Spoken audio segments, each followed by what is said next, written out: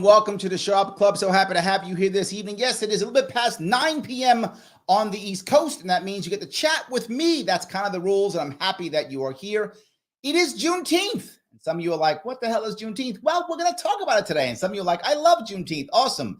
And some of you hate it, but doesn't matter. Either way, we're talking about it today, and I brought what I think is an amazing panel on how we should be talking about Juneteenth. It's kind of become popular in the last 3 to 4 years in the mainstream, more than ever. And now it's a holiday. My kids are off from school on Juneteenth. So now that's a thing now. And how should we be talking about it? What actually matters? I'm bringing in my panel. I'm so happy that I'm bringing in a person who is a chief influencer at EdPost, Chris Stewart. How are you, sir?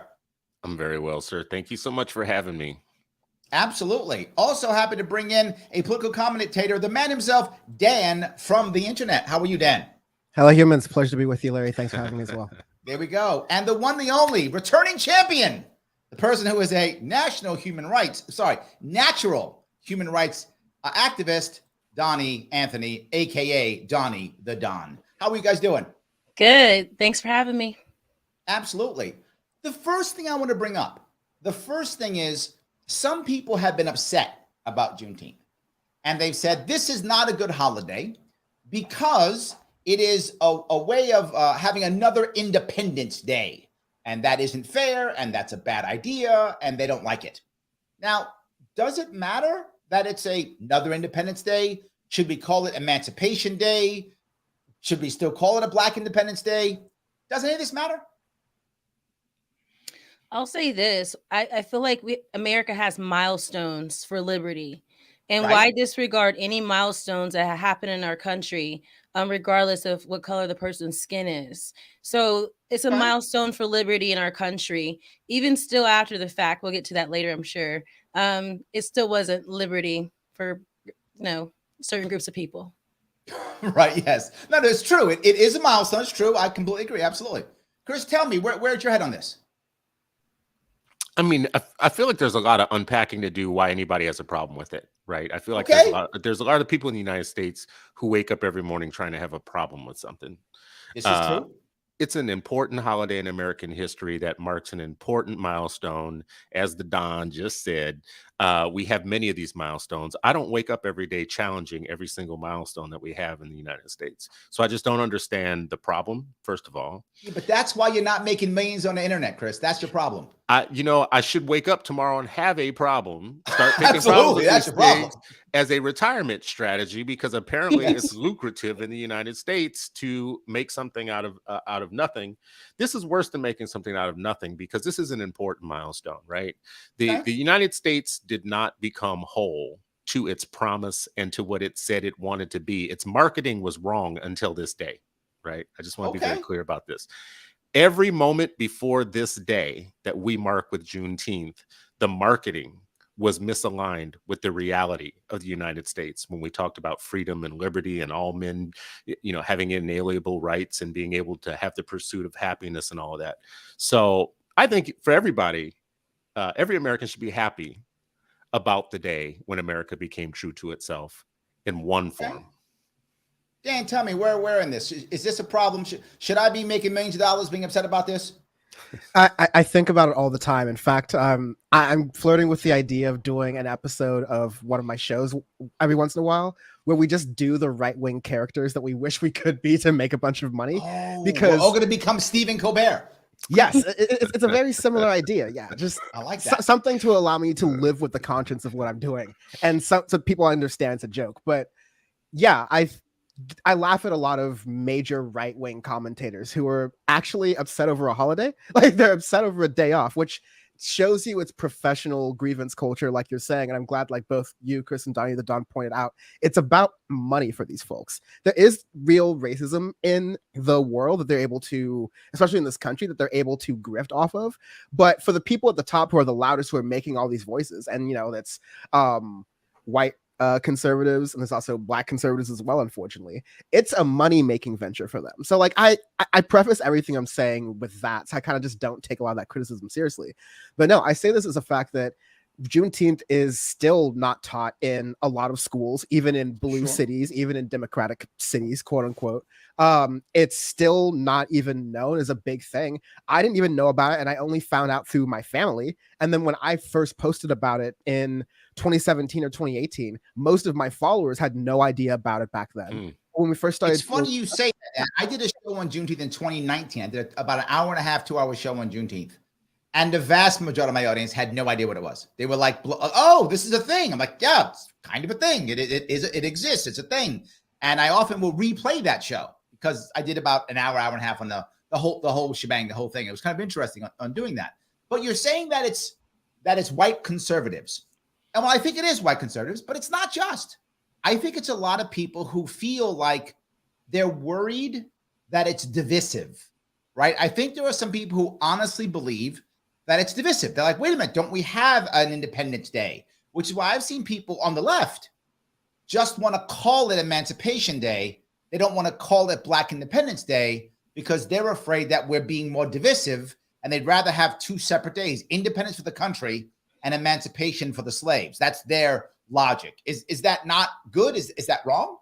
Yeah, I just always encourage never accept the framing from the right wing to begin with. So when they're trying to say the crazy idea that no one has ever thought of, that Juneteenth replaces Independence Day, they are two separate things. They've always been two separate things. Since when do people talk about the discourse of holidays competing with each other? That's not how it works. We're like, yo, we get 2 days off in a country where we should be getting more days off. So I just refuse to accept the idea that they're competing against each other. But also I would add that, like we're getting to, the point of Juneteenth was that there was a promise of freedom, and people got left out of that promise for a couple of years, and they would have been left out even longer. And when you learn about that history, there's still things that Black folks in America have been left out of that are still fighting for. So it's important to teach that. It's important to learn that. And you can still have Independence Day and Labor Day and Memorial Day and all the other holidays that we supposedly think about, but just use as a day off. Okay, Dan has help me out with this.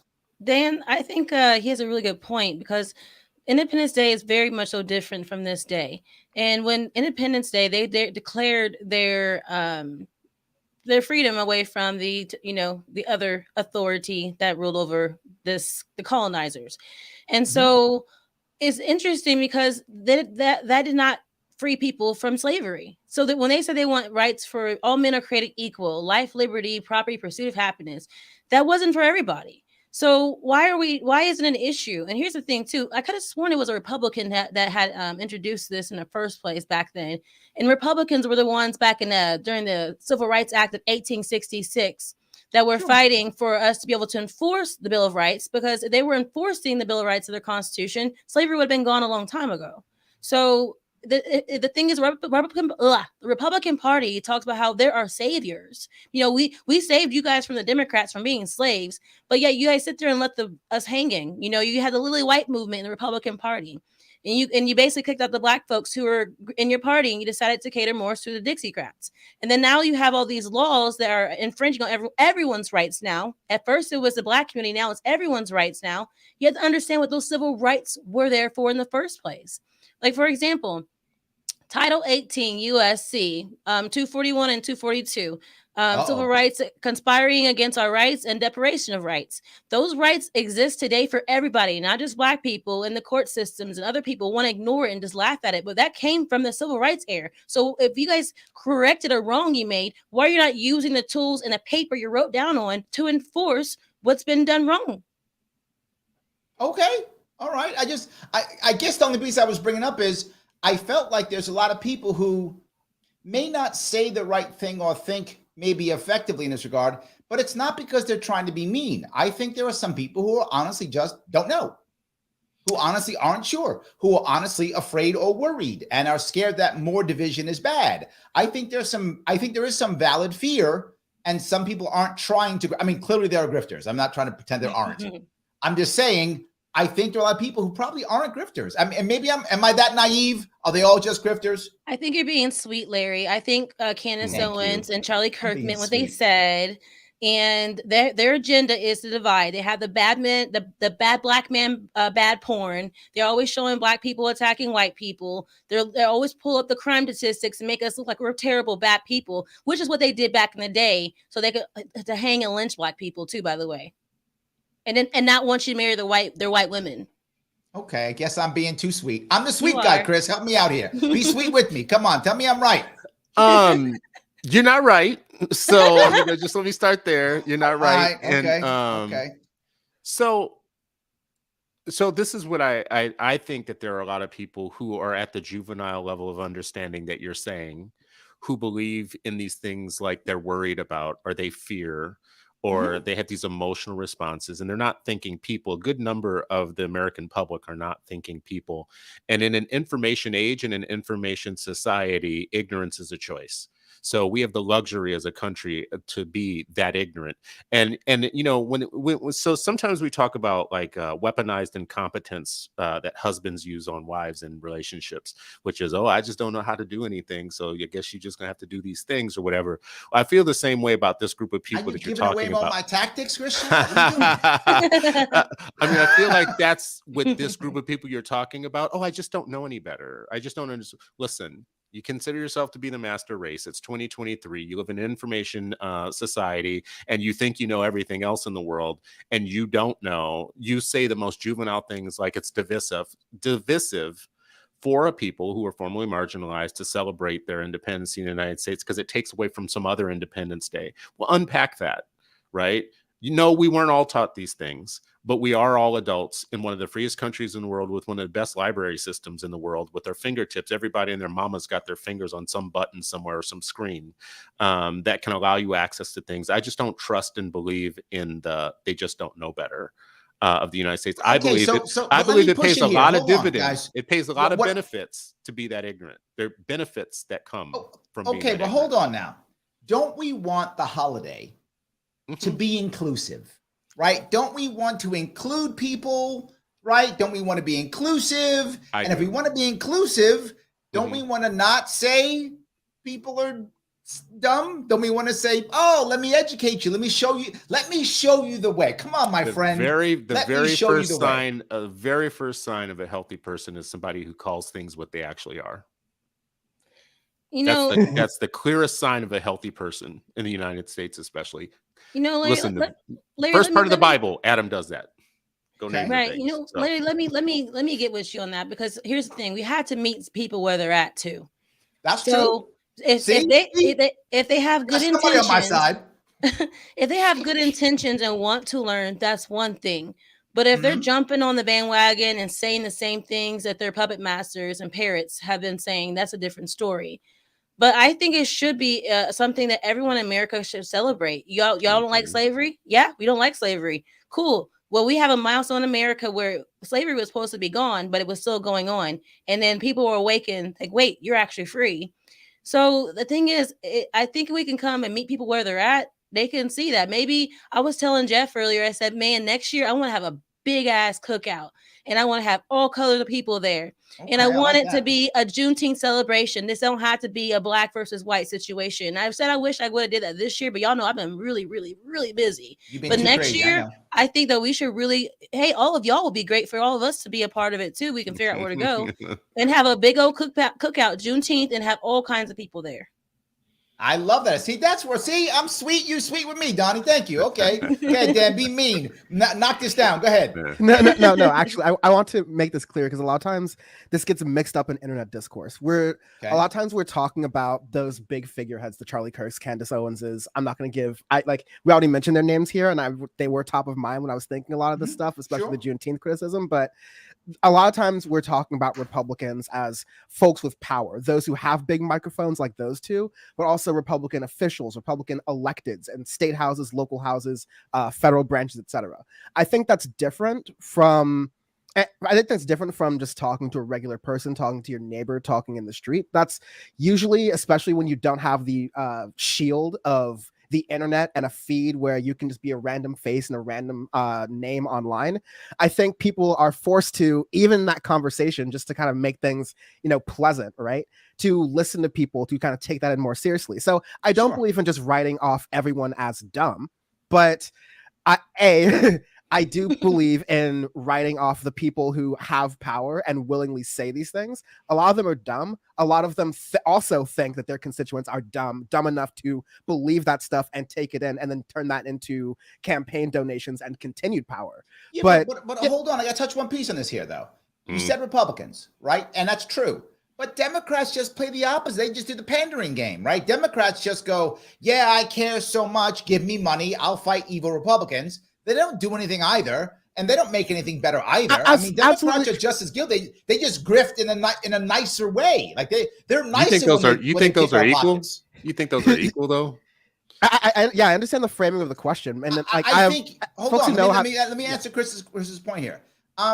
Yes, I do think they're equal, and let me tell you why I think they're equal. Because the outcome is the same, right? The right tends to be meaner in this regard, more bootstraps type stuff. The left tends to be like, well, help you because we care. So I think they're nicer, but the outcome is the same. The outcome is exactly the same. So yes, I think they're equal. In fact, I would say they're equal also because the Democratic left side gives false hope. At least the right just goes, nah, no, right? At least you know where you stand there. But the left just literally just lies to you. I disagree. So I do, Chris. I do. Go ahead. Yeah, listen, for the years that I was in the Libertarian Party, I used to do the duopoly, everybody's the same thing. And it was just a lack of judgment. It was just a lack of inability to call specific policies out for being, no, they're not the same. They're literally not the same. Help me walk me down that road. Well, if I were to, I have a mixed family. If I were to move from my house in Minnesota and relocate to Florida, suddenly there are laws in place that strip things out of schools and out of libraries. There's education censorship at a level that would alarm me and would drive me crazy. The hands of teachers are tied on what they can teach. The books are, put up on shelves higher out of reach of people because 3 or 4 people didn't like the content or didn't like the way a story is being told. You just told me this is the internet, and we can. No. Dan told you it was the internet, and see, this is what I disagree with Dan on. The most watched cable news program in history that reaches the most number of people has a large constituency that believes that the California wildfires were set by Jewish ray beams. Okay. So I don't think it's just people with power at the top who are elected. I think that there is a nation of people, when we are out of earshot with them, they repeat some of the most ignorant, crazy stuff that they have heard on the steady diet of right-wing media that they have. And it does, as a collective, make them powerful because then they vote for and shape people who pass authoritarian laws. Chris, you haven't answered my question, though. I said make me answer down a road where that the outcome of either policy, of either side, the outcome was somehow helping us. The outcome is that my kid can read the letter from a Birmingham jail in the schools that my state has, and someone else in another part of the country can't learn about or read divisive concept materials, which includes Martin Luther King's letter from a Birmingham jail. Since I consider education to be so vital and important to the nation and to young people, I think that's materially different than a lot of things, right? Education censorship laws are thought control, state-sponsored thought control. Now, the moment that the left starts passing laws that says thou shalt never talk about X and thou shalt not read such book as such, I will have as much smoke for the left as possible on that particular I like that, because I'm going to find some stuff. Now, I'm going to get you, Chris. I'm going to find some stuff. I'm going to find some stuff now. Here's a fun thing. Go ahead. So, the reason why I just from the jump never took what was going on in Florida seriously, or the concern, like, I'll put it like this. I take the race baiting that it's fair to call out. Republicans are doing it. Democrats will pander. Republicans will race bait and often force Democrats in our two-party system to play the defense, right? But first couple months of Joe Biden's first administration, year in his administration, rather, the big Republican talking point is the Democrats are coming to cancel Dr. Seuss. They're censoring Dr. Seuss books. You can no longer read Dr. Seuss. And they were putting all this outrage that Democrats were canceling books. And not even 3 months later, Ron DeSantis comes out with his own book bans because his is the politics of retribution. And so he goes, oh, you're going to censor these Dr. Seuss books that feature just like blatant racism from that time. I'm not the fan of censoring them. I believe you show them in context, but never mind that. He goes, we're going to force the College Board to change AP African American Studies, which is a class that high schoolers take to prepare them for college. We're going to change that history course and make that different for students. All right. That Democrats weren't fighting enough for that. That's a lot of smoke for them. They need to actually have a counter to this and not just be so reactive and go, hey, if you want that plus something a little bit better, give us money. I totally agree with you there. But keep in mind, it is Ron DeSantis of the Republican Party who is trying to pander to conservatives who watch a lot of Fox News and consume a lot of online internet media as well, trying to pander conservatives to get to that power base. So there is a tangible difference between in the two-party system, noting that there are people further to the right of it and further to the left of it, such as myself. But in that two-party system, the Democrats are damage control, and I can work with damage control versus damage uncontrolled. Okay, Doni, help me out. You gonna be on my side with duopoly thing or no? No, I'm definitely on your side on this because, I'm boots on the ground. I've been working with the rural community. I've been working with the game thou community. And I've been watching a lot when it comes to natural human rights, neither party care about people's human rights. And I work with the rural community and the game foul community. Like I said, not even just the game foul folks. I work with all different kinds of people. But they're creating laws at the federal level and at the state levels, and they're enforcing laws that violate people's natural human rights. And both sides are in on it.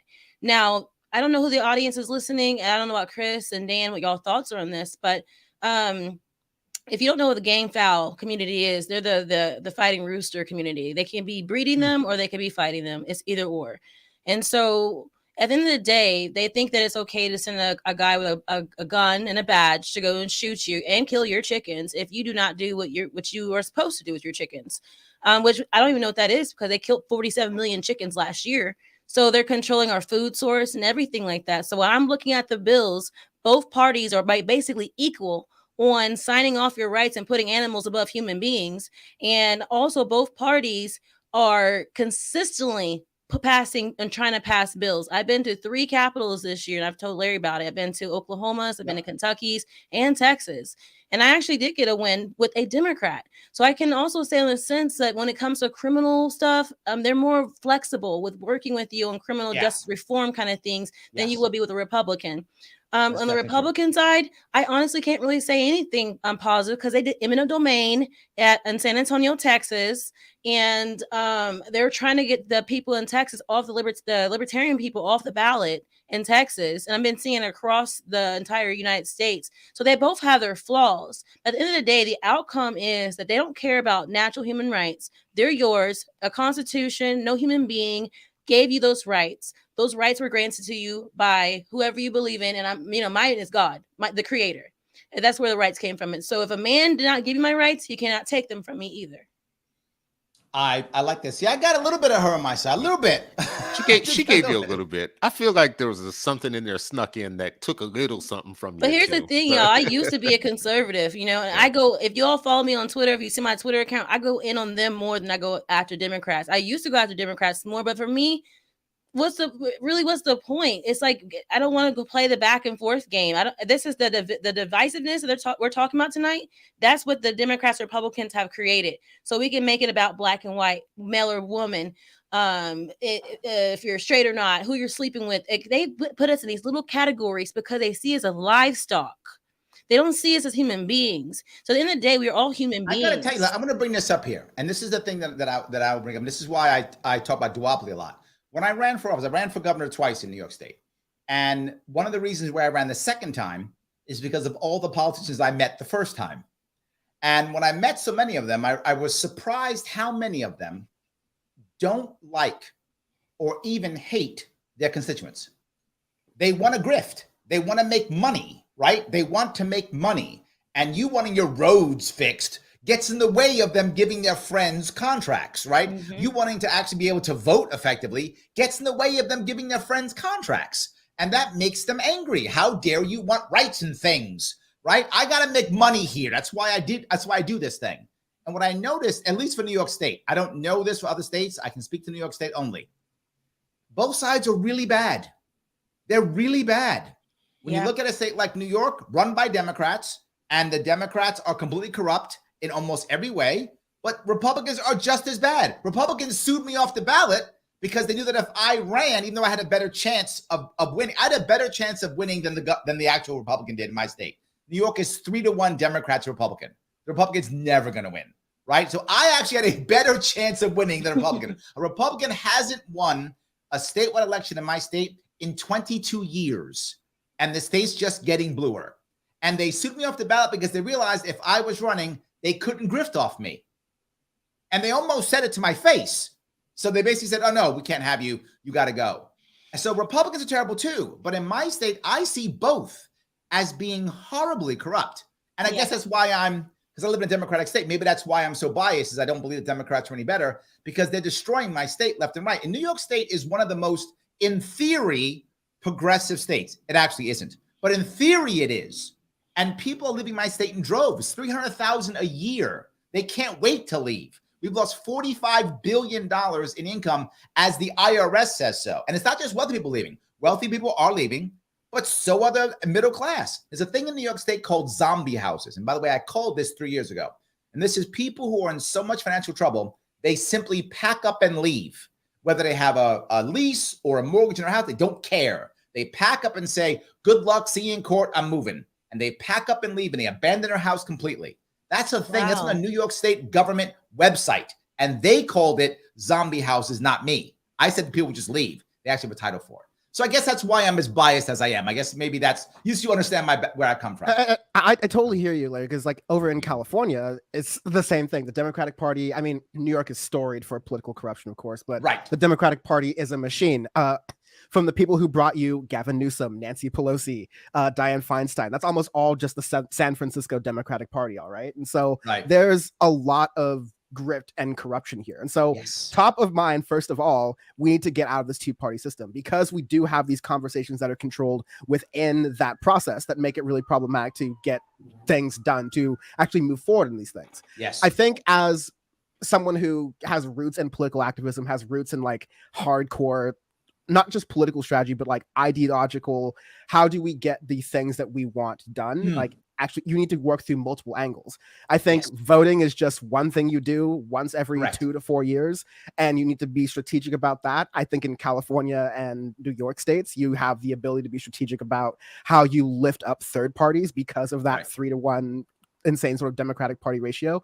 In states or localities where it could be a couple of votes here or there that tip the scales between a party that is closer towards believing and practicing human rights, or at least a party that you feel you can pressure, versus one that'll completely shut you out the door, one that has no shame, and one that is actively against a lot of these human rights abuses. And like you were just saying, Doni the Don, like this changes on the state level, and you find a lot more malleability on the state and local level with going, okay, sometimes these people are less connected, sometimes these people can be convinced with a conversation, sometimes you can just storm their office with a room of 20 people and go, we are motivated about this, and we will bring 40 and then 80 and then 120 more people to get on this cause. So I say be strategic when it comes to electoral politics, but don't let voting be the end all be all. And your political, if you're passionate about politics, if you're watching one of these shows, your political experience and participation in that also needs to be joining local organizations, helping those grow, because those are the things that will get us towards breaking us out of this discourse where it's we can only speak with what the Republican Party that everyone hates says, and then what the Democratic Party what everyone hates says, and we all have to decide which one we put up with. That's a ridiculous system. We all agree with that part. Let's figure out what we're doing while we're in that system, but let's also spend the rest of our time, the other 365, 720 days a year, dismantling that in any way we can, through community, through other activism work. Let me, if I could, let me do a little bit of admin work for a moment, guys. If you're listening to this show or watching this show, do me a favor, click that like button. I have to get past Al Gore. algorithm. The algorithm is trying to stop me always. How do I get past algorithm? I do that by you clicking that like button. So please click the like button if you like it. Even if you don't, if you hate watching it, I don't care. If you hate watch, still click like anyway. So you can keep hate watching me. I don't care. Whatever it is. If you're watching this on Twitter, do me a favor, retweet this right now. Just retweet it right now. Stop. I know we're a very good-looking bunch of people. It's true. But we will still be good-looking after you hit the retweet button. So retweet. We're still here. It's all good. Not just that. If you happen to be on Larry Sharpe YouTube, you can always super chat to support the show. If you want to, get your comment to the front. If you want to support me directly, you can. You can go to patreon.com/Sharpeway. Throw me $10 a month so I can spend more time doing this and less time doing actual work. So that it'd be much better if we could do that. And most importantly, there were 3 people here who are giving us some love on a wonderful Juneteenth day. So give them some love in return. Follow them on Twitter or follow them on their YouTube pages, on their websites. You can see it on the description on Facebook and YouTube. Please follow them, see what they're doing. But you can follow me here on Twitter, Citizen Stewart, Donnie the Don _ and Dan from the web. Please do that. Follow them all. It really does matter.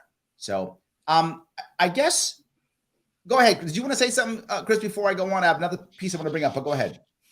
Well, on this one point, I am enamored by things like ranked choice voting, which changed the structure of how decisions are made. I like 100%. structural changes. So if we can make structural changes, I'm a long time third party voter.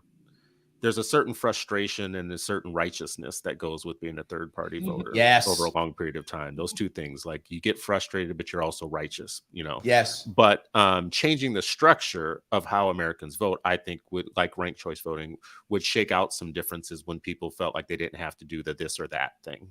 Well, people think that I'm only pushing the libertarian line, and I'm an obvious libertarian. However, yeah, I agree with you. I've supported the Forward Party. I was on stage with Andrew Yang last year. I was the only libertarian who was endorsed by the Forward Party because I believe in structural change. I'm friends with Howie Hawkins. He's the Green Party. He's a socialist. Me and him are literally friends. We're both Marines. We're both pacifist Marines. Both of us are pacifist Marines. I love him. We're both friends. I support him. We did a lawsuit together in the Green Party. I did an event with the LaRouche Party. Any party I could get my hands on to help out, I will help out to try to move a third party because I think a third party is the answer. Clearly, I think my party is the best one, but I would take any of them. I want a third party. I want another movement.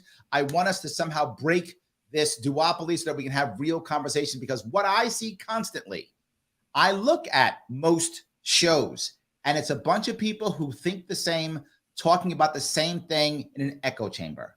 We need more people not doing that. So I'm with you, Chris, 100%. Well, LaRouche is too far. I just want to be real clear about this. I just said I would go with anybody, right? So I'm just showing you. That's too much. That's too far. But, I was a sustaining giver to the Libertarian Party. I was a Green Party voter. And I will vote for anybody that has, because I care about power and I care about my interests. So I will vote for anybody that will take care of my power and my interests. Now, what I would say, on the way, third party people like to do utopia. On the way to utopia, before we get there, we still do have a two-party system that is passing laws. And the people who are passing laws, I am going to just put it out there and claim Republicans are passing more laws that directly impact my liberty.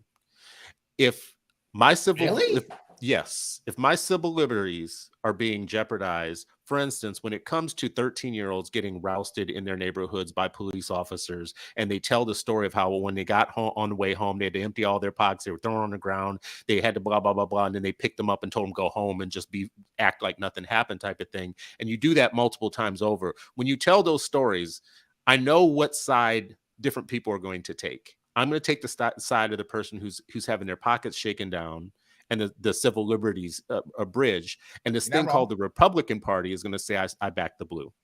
They're going to back anything that is starting the, assets forfeitures. They should be totally against those. They're not. Now, hold on. I'm going to go down what I said, though, Chris. See, I said the outcome's the same. You're right. Democrats say don't back the blue. Then Democrats support the cops like every other Republican. They put money into them. They support that. They put tons of dollars into them. They don't support exactly them the like same everybody thing. else. They say they don't, but they do. I live in New York. They put tons of money in New York City cops. Tons. I'm not saying that, listen, that all the stuff that people say about them, like the defund the police, is true, that all Democrats believe in that stuff.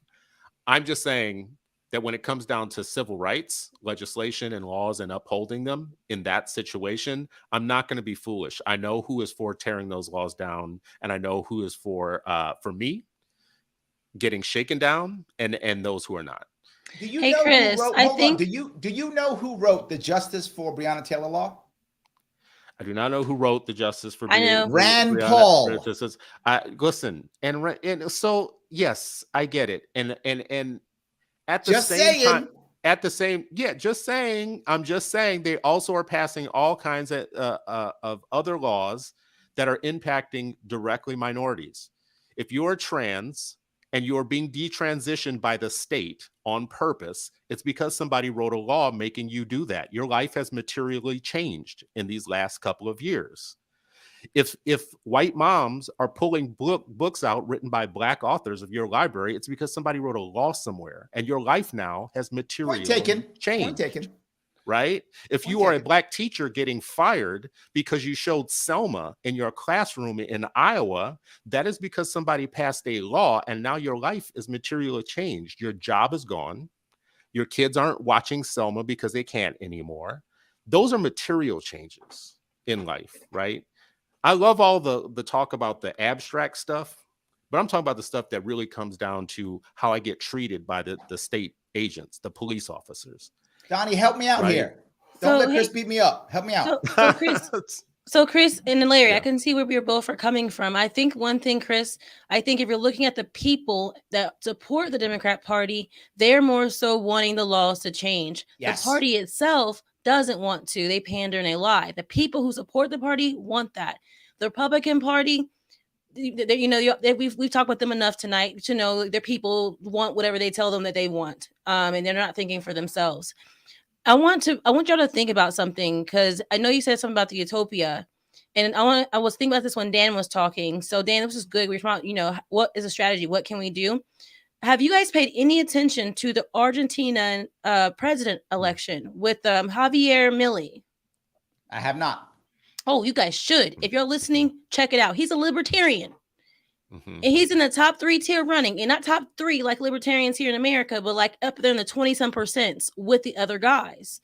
And what they did was they have coalitions, to go over to Larry's point. What can we get behind on certain things so we can actually build a coalition together where the small people can come together and take on the big boys. Now, Argentina has about 42 million people in its country. And that's actually bigger than every state in this country. Right now, it's California, Texas, Florida actually passed New York. Then now it's New York. So if you have people like Milei, and his rallies are massive. I mean, y'all think Trump's rally was big, but Milley's is massive. He's in the middle of the street with these people. They're cheering on and they're excited about him running for office. Y'all got to check out his Twitter account. So we could do that. That's great. We can do that in every state in America. We find the people who have been oppressed and targeted by our government system, each like marijuana users, game foul people, farmers, rural folks, Black people. Oh, we can come together and go after that main problem that we have, which is the government. And we always have the right to alter, reform, or abolish it, just so y'all know. But I don't know about New York, because y'all got different constitution in other states. I know, but let me walk down what you talked about, Chris. Talk about the idea of utopia. I agree. Look, would I love a utopia? I would. But if you saw any of my actual policies that I ran on in 2018 and 2022, they were actual policies. They were actual ways of giving people more power, ways of giving people more. I mean, one of the things I brought up as a libertarian, most people who are far left in today's world in America talk often about the idea of workers having the ownership of the means of production. It's a common thing that people on the far left talk about. So I literally came up with a plan to allow people to be able to purchase businesses. So for example, I would make a rule in New York State that if a company's going bankrupt, there's a 30-day window before the vultures move in. The opportunity for the workers to purchase that company if they could, 30-day window to give them a chance. Now I would go 60 or 90 if that makes the most sense, because financing is an issue, but then allow for a public bank, allowing for local credit unions to support those people in purchasing their own business. Now you might say, Larry, that's kind of left-wing. It is, but it is still ownership, libertarian. It's voluntary, libertarian, and there's no taxpayer dollars, libertarian. Why won't Democrats do that? because Democrats don't actually care about that. Now, to Donnie's point, do individual people on the left care about that? Absolutely, yes. I hear it all the time as I travel the state. But do actual Democrats do it? No.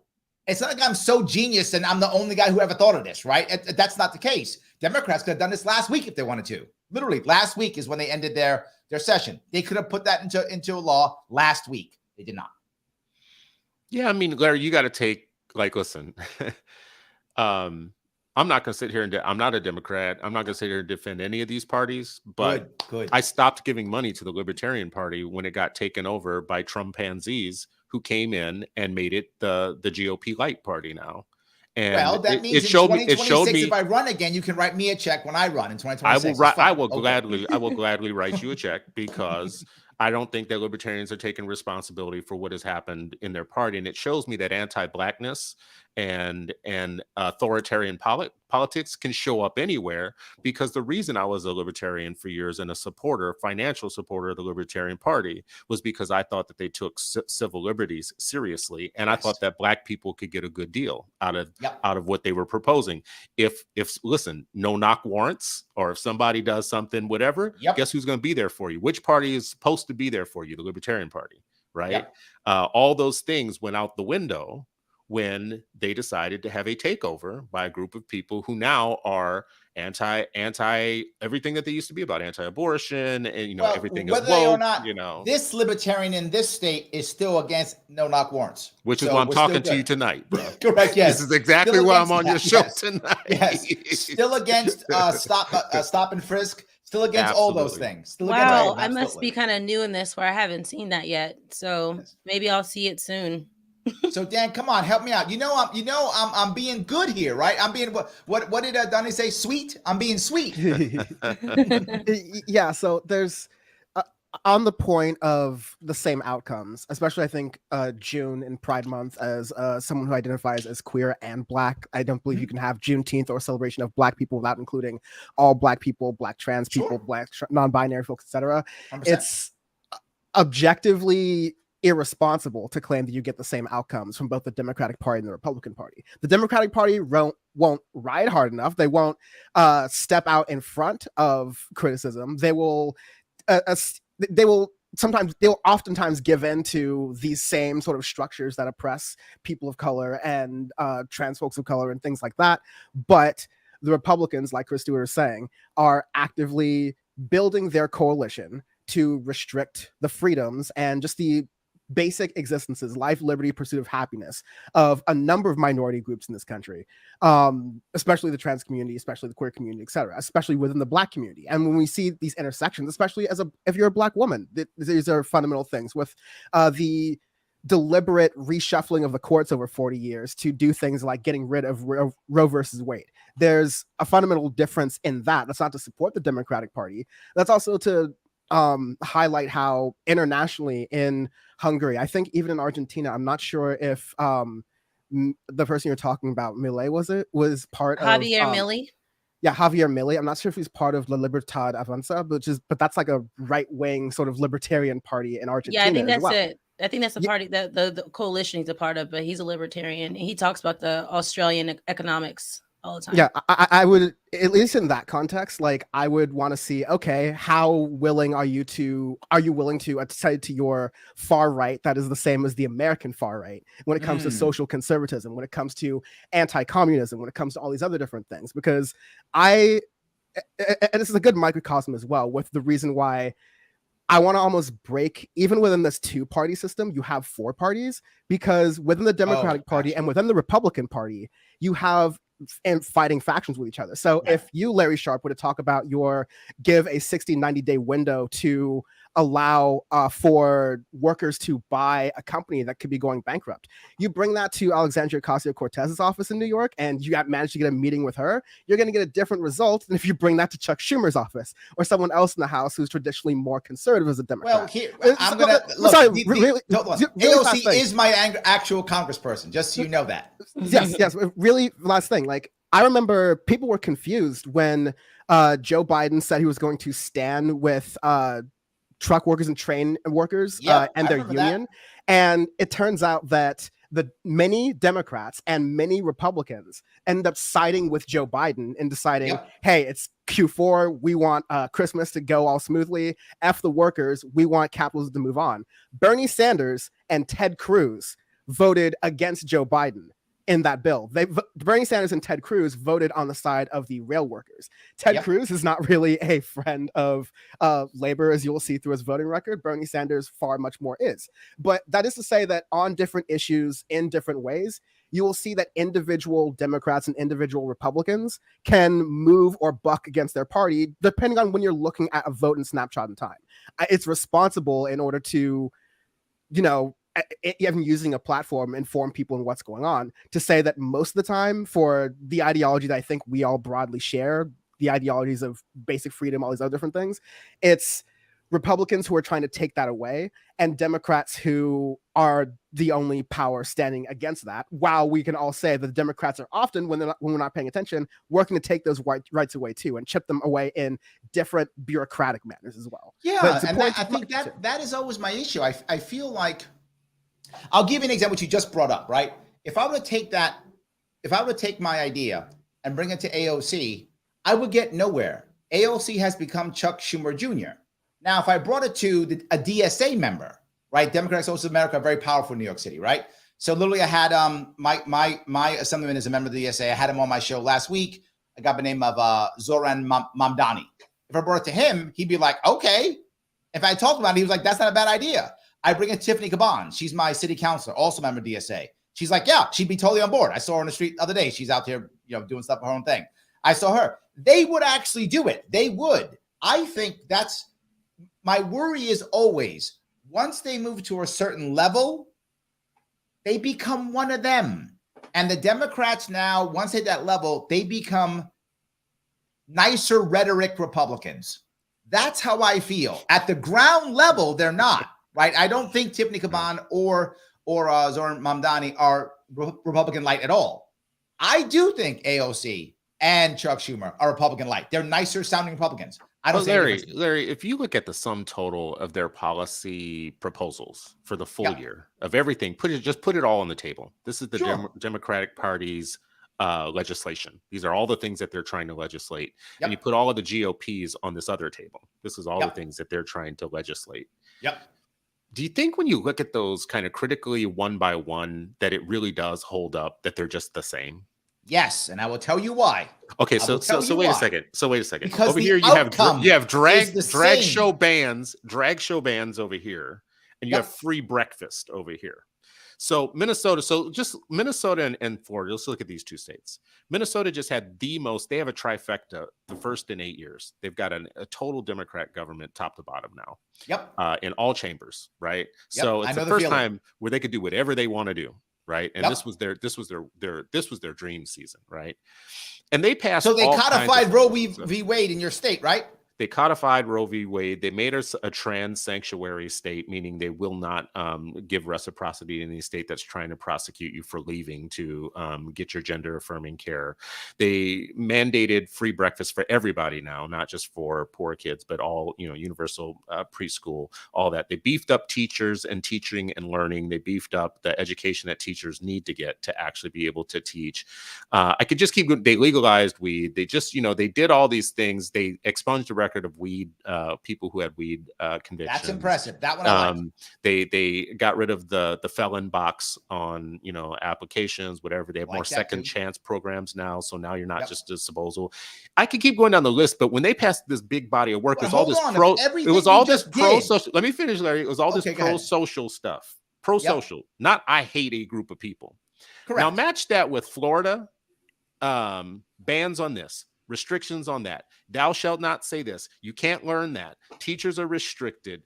Bans on trans shows, and we're finding new minorities every third day to legislate against, to rile up. One is red meat on antisocial, and the other is blue meat on pro-social. I am of neither of these parties, but there is a material difference of living in my state and living in Florida or Iowa. Yes. Agreed on everything you just said, but there's a couple things I got to add, though. Go ahead. One is, of the things you brought, with the exception of the criminal justice, which on criminal justice, Democrats are absolutely better than Republicans, not even close. I 100% give you that. 100%. They're absolutely better on criminal justice than Republicans are. Yes, yes, and yes. Everything else you said, I wonder what the long-term outcome is. Why do I say that? Because New York's done all of those things already. All done already. And people are fleeing my state for Florida like there's no tomorrow. And it's not just white people leaving. It's white, Hispanic, Asian, Black. They're all leaving my state in droves. They can't wait to leave my state. Every time I go someplace, someone's like, I'm unhappy because of this, unhappy because of that. Because what my state doesn't do is while it says, here's more money to make cool things happen, what it never does is create an environment where people can make more money so they can pay for the cool things via taxation. They are literally throwing people out of the state, and my tax base is dwindling, so I can't afford to pay them. We are not a nation, so we can't just print money on the Fed. So we have to actually somehow pay for these things. I'm happy if you want to give people more stuff. That's awesome. But you then have to somehow support businesses so they can make the money so we can actually do the things to pay the people for all the things through taxation. And we're not doing it. We're failing at it miserably. So my worry is Minnesota creating an environment to where businesses now can make the money to pay the taxes for all these cool things? We've been this state, though, for many years, and we have more Fortune 500 companies per capita than almost anywhere in the country. We have so General maybe Mills, you are 3M, all those. Yes. So we are a very educated and a big economy. And the reason we were able to do so much this year is because we had a surplus, like a very large surplus. And we've had many surpluses, and we get more of them when we have the Democratic Party in charge. So New York does not have that. We've had $50 billion deficits for years. I will also, I just want to jump in here and say California has also operated with surplus over the past couple of years. California also has a similar issue where, left and right, people are saying, oh, what's going on with Oakland? What's going on with San Francisco? You have sports teams leaving. You have some businesses leaving and things like that. That being said, California on its own, fuck Texas, fuck Florida, is the fourth or fifth largest economy in the world. That's almost fuck Germany, right? Okay, so like, that's right. Larry, you're right in that left and right people want to leave New York, California, some of these blue states for a bunch of reasons. I think what you need to dig down a little bit more in is that what type of people are leaving, which I believe are like working class, everyday people who are being priced out of these places, and what type of people are staying, which are not that the tax base is growing. You have people who are rich and want to get richer, and you don't have these people going, oh, I'm wealthy, I'm a billionaire or a millionaire, and the only place I live is going to be Florida. Fuck no. Like, absolutely not. There's gonna be some hurricanes, and then you're gonna retreat up north for a little bit. You're gonna go to New York, you're gonna be jet set, you're gonna go to Paris and Rome and whatever. Those people have the money to find ways to get around taxes, to get around supporting the tax base in New York to do the things that need to be done. There's no billionaires row in any other part of the United States but in New York City. That tax base is there. They just don't pay taxes. They find ways to not pay taxes. Why does that happen? What political party helps with that? The answer is both. But I'm going to say, if we're looking for which party is more likely to do it, Donald Trump's key passing thing that happened, in addition to all the other horrible executive orders that materially ruined people's lives, was the Tax Cuts and Jobs Act of 2017, a massive tax cut bill to those same billionaires who come to New York, who come to San Francisco, treat it as a big playground for rich people. And then as soon as COVID happens and they don't get essential workers waiting on their beck and call all the time, or the moment they get on the subway and they see someone who's unhoused, they decide to take all their money and leave and call it dump.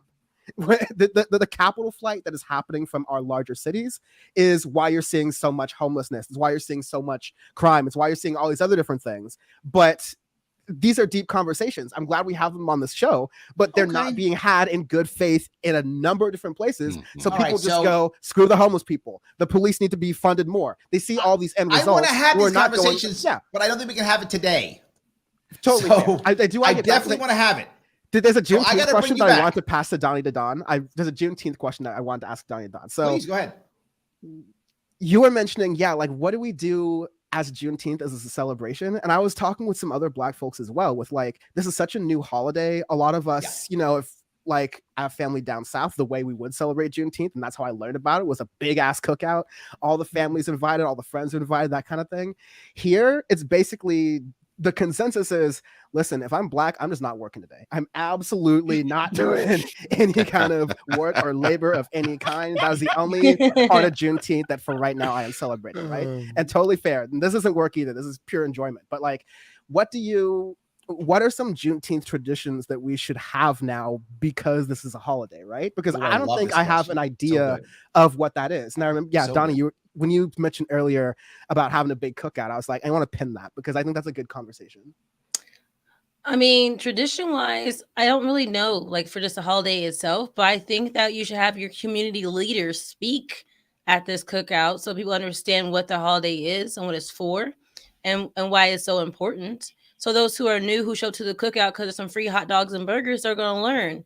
And they'll see that it's not something that's divisive, that it can be fun.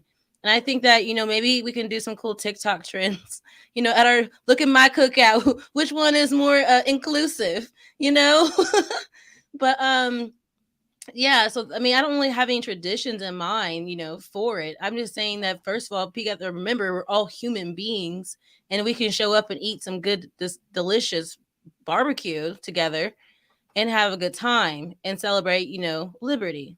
I think I have a good story. I think we should have a good idea. I think there should be story time. Mm-hmm. I think story time matters because, in theory, we were free Juneteenth. We know in reality that wasn't true. But right. There are some amazing, awesome stories of liberty and freedom and joy throughout the several hundred years, almost 150 years or so since that time. I like storytelling. I think storytelling is a wonderful way of saying, yeah, it wasn't perfect, but here's some joy. And also maybe, and here's some tragedy, but also here's some joy. There was some joy here, right? It wasn't perfect, but here's some joy, right? I often tell my daughters stories about when I grew up, my father, things. And I remember that this was during the campaign in 2018. In 2018, a lot of my close advisors in New York State, even though literally I had the most diverse team, and the press said this. It wasn't me. The press literally ranked all the teams in 2018, the 5 teams. I had the most diverse team of anybody else, but several of my advisors were white. And when we were going out, I was putting my wallet in my pocket. And my friend was like, my advisor was like, why are you putting your wallet in your pocket? You're going across the street. What are you doing? I said, I was told from my dad, never leave the house without ID. Yep. And he didn't understand that. He was a white guy. He didn't get that. He's like, what? I said, yeah, never leave the house without ID. Never. And still to this day, I'm in my 50s. And when I leave, I put my wallet in my pocket before I walk out the door, no matter what. I always have ID on me, no matter what. And that was drilled into my head. Those types of stories to people who are not Black, I think is a very good way of celebrating Juneteenth. It talks about what we had to go through, how we're dealing with things, stuff that people who aren't Black probably don't really get. I think that's an awesome way of doing it. It's just my 2 cents. Yeah, I think so too, because I was taught that as well, and to always have some kind of cash on you.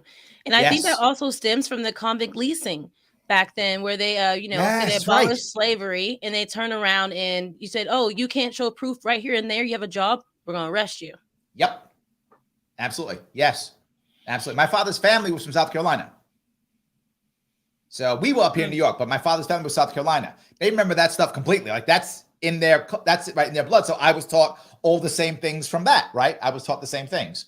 So that kind of thing. Or something else, people would ask me about my last name.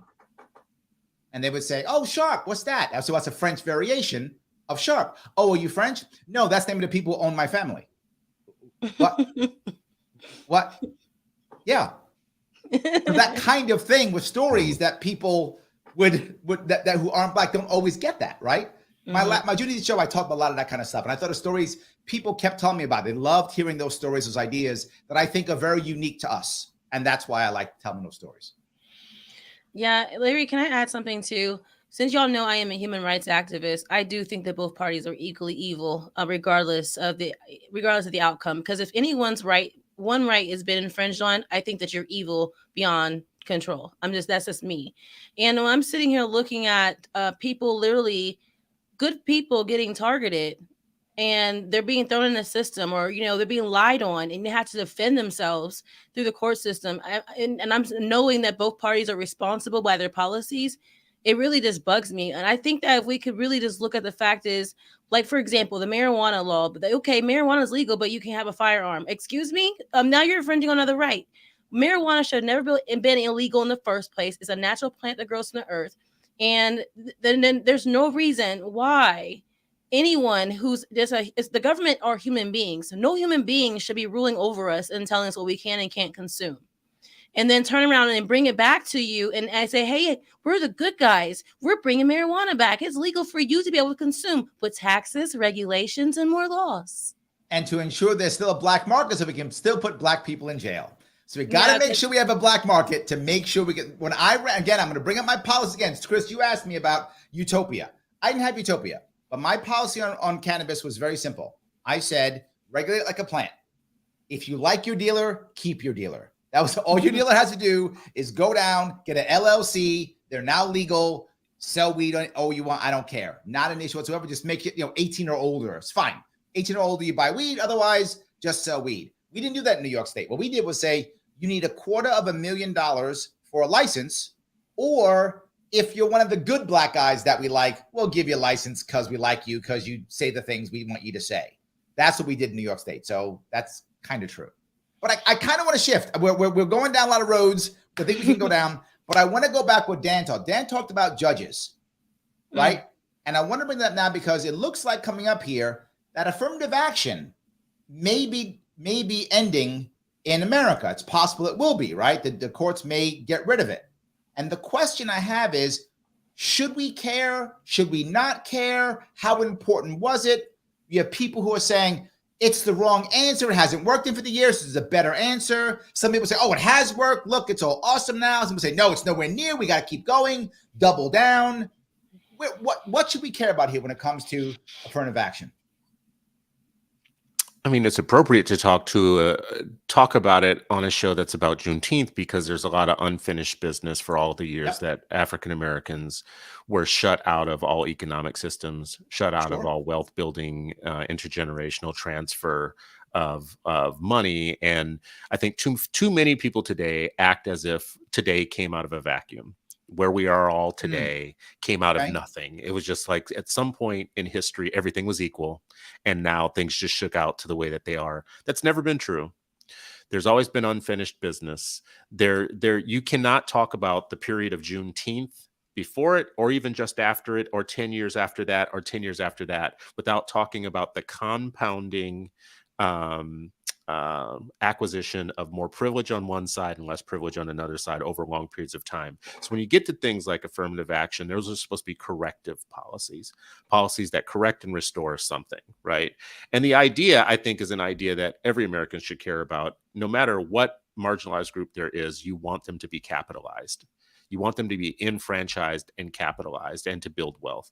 We know that education is one of the clearest avenues towards wealth building. It's like one of the clearest things that makes you prepared to earn in a capitalist society, right? So I guess what I'm saying though here is I'm agreeing with everything you're saying. Did affirmative action do its job? Is it the right answer? Like, did it fail when we do something else? Is double down on this? Is the people in the chat are saying, is DEI an answer? Does that fix the problem? What's clearly it hasn't worked, or it hasn't fixed the problem. I'll say that. I mean, which problem hasn't it fixed? It has fixed the problem of it has opened up access for many people that were qualified that previously wouldn't have been able to get into institutions that are wealth building institutions. So if its job was to do that specifically, that's what it did. Now we can say like, well, any policy you can say, well, it didn't work because look where we are. But the fact of the matter is, if you dig down, you can say, what did it do? What I just said is what I think it did. It opened up access to wealth building institutions that teach people how to exist in different parts of the economy, right? That's what these institutions are. These especially the privileged institutions of learning, of higher learning. That's really what they are. They're really not institutions of higher learning. They're reproduction centers of privilege. It's true. Right. And the difference between college educated Americans and non-college educated Americans in terms of raw dollars is real. Right. So if you want to enfranchise a people, the first thing you can do to enfranchise people is get them in the college track and get them through college and through the other side. And it opens up a lot of doors. Well, I guess what I would say is a couple things. One, I'm not sure that affirmative action has done that well. And the reason why I say it is, as you brought it up, as you got more people who maybe didn't have opportunities before into college, a whole lot of them didn't get through college. A whole lot of them, by percentage, many of them either failed, dropped out, didn't finish. That's a common problem. Number one, it took them 6 years, 8 years, 10 years to finish. That's a common thing that's happened. And then I think it also made a wealth gap, even now within the Black community. I think many of the people who went there kind of said, okay, I'm good, and pulled the ladder up. I think that was a thing also. I think it happened from that also. I'm not sure it was as effective as it could have been. Am I wrong on this? You're more in education than I am. I'm telling you what I see. Maybe I'm wrong on this. I mean, we have a lot more educated people of all colors than we would have had we not had a big push from the 60s on to get more people through college, and that mattered. But also, the second piece I'll bring up, though, is more right doctors, now, more teachers, more But more currently, community leaders. at this moment in time, Yeah. if you are getting a college degree now, versus not getting a college degree, particularly if you're a male, right? Females are a bit different in this regard, but in today's world, if you're a male, you're actually probably better off not going to college now. Meaning, if you're under 30, That's right? not true at all. You're That's probably better never off. been true, and it's not true at all. It's a big talking point, but it's just not true. It's just not true.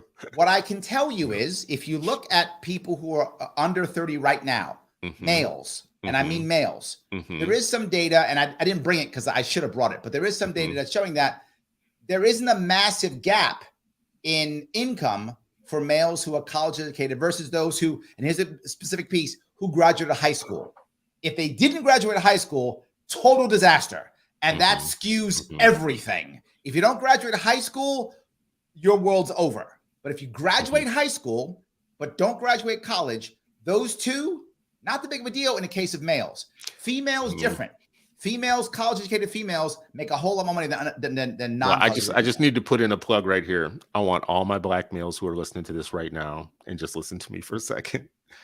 There is no world that exists in which every level of degree that you get from college does not make you better off than what you are if you don't get that degree. There is no level of which high school diploma, bachelor's degree, master's degree, and a doctorate will all make you better off no matter what. So I just want to be real clear about all the research. There's no world in which. What about the now people could talk about have? The folks who go and take the wrong degree, and then they go to the wrong set of schools, and then they get loaded up in debt and all that. And you know what? The person who has none of that, this is a savage economy, and I can guarantee you that there are so many opportunities to earn wealth in this country that there is a gate, an unnecessary gate in some cases. There's some jobs where I just don't know why you need a bachelor's degree to do it, to be very honest with you. But if you don't have it, you just go in the non-pile. You go in the non-hire pile. I'm going to give you two things that I'm going to push back on you on this, Chris. Two things I'm going to push back. One, trade schools are amazing. You want to get a job? College. That's college. Be a plumber. Trade school's college. If you consider trade school college, I'm in. I agree with you. That's post-secondary education. You have to go. Then I'll buy it. I'm in. Yeah. Yes. Then I agree, because trade schools are the way to always have a job. If you're a plumber, if you're an electrician, you're going to have a job. Yeah. Would you say a welder? You're going to have a job. I was just saying less debt too, because I was kind of on the same side. Is that like, as someone, I was blessed and privileged with being a first generation college student. I was blessed and privileged to do that in the University of California system, to where my 4 years of college was basically 1 year of someone else who would go out of state. So I saved money. I still have a little bit of student debt, but nowhere near as much as I would have been if I had gone to other schools out of state that I had been accepted to. I still think it was a good education. That being said, I think that's and to really quickly make my point on the affirmative action thing, and maybe this even moves a little bit into reparations as well, is that all affirmative action is a band-aid on to say it's like a broken leg is an understatement compared to this compounding inequality and, wealth gap that exists between not just people of different skin colors, but also economic classes, hierarchies, where you grow up. The fact that, like, if you are someone who was born my year, my month, whatever, but happened to live in Mississippi, same like skin color, whatever, just has fewer opportunities because I grew up near major cities like LA and New York Right. and England. Like these are all different experiences that are like intangible, but these are privileges that I have gotten to live with. And so affirmative action, because this is a country and we should analyze why this is a country, we can't do big reforms, not even racial ones, but why can't we do a Medicare for all system? Why can't we do things that would just better us as people, as a very rich nation that we have the capacity to do? But why can't we have not just affirmative action, but why can't we just say, we're not going to get rid of the barriers, the financial barriers that have Black students, brown students, all kinds of students who come from working class backgrounds or whatever, from going to college, from going to those trade schools? What if we said, hey, if you're going to do post-secondary education, every kid in America gets $10,000 or $15,000 for that? These are they're political reasons only why we can't do this. And I think that's where you have to start picking at what are those political reasons? Can you break those down? Got it.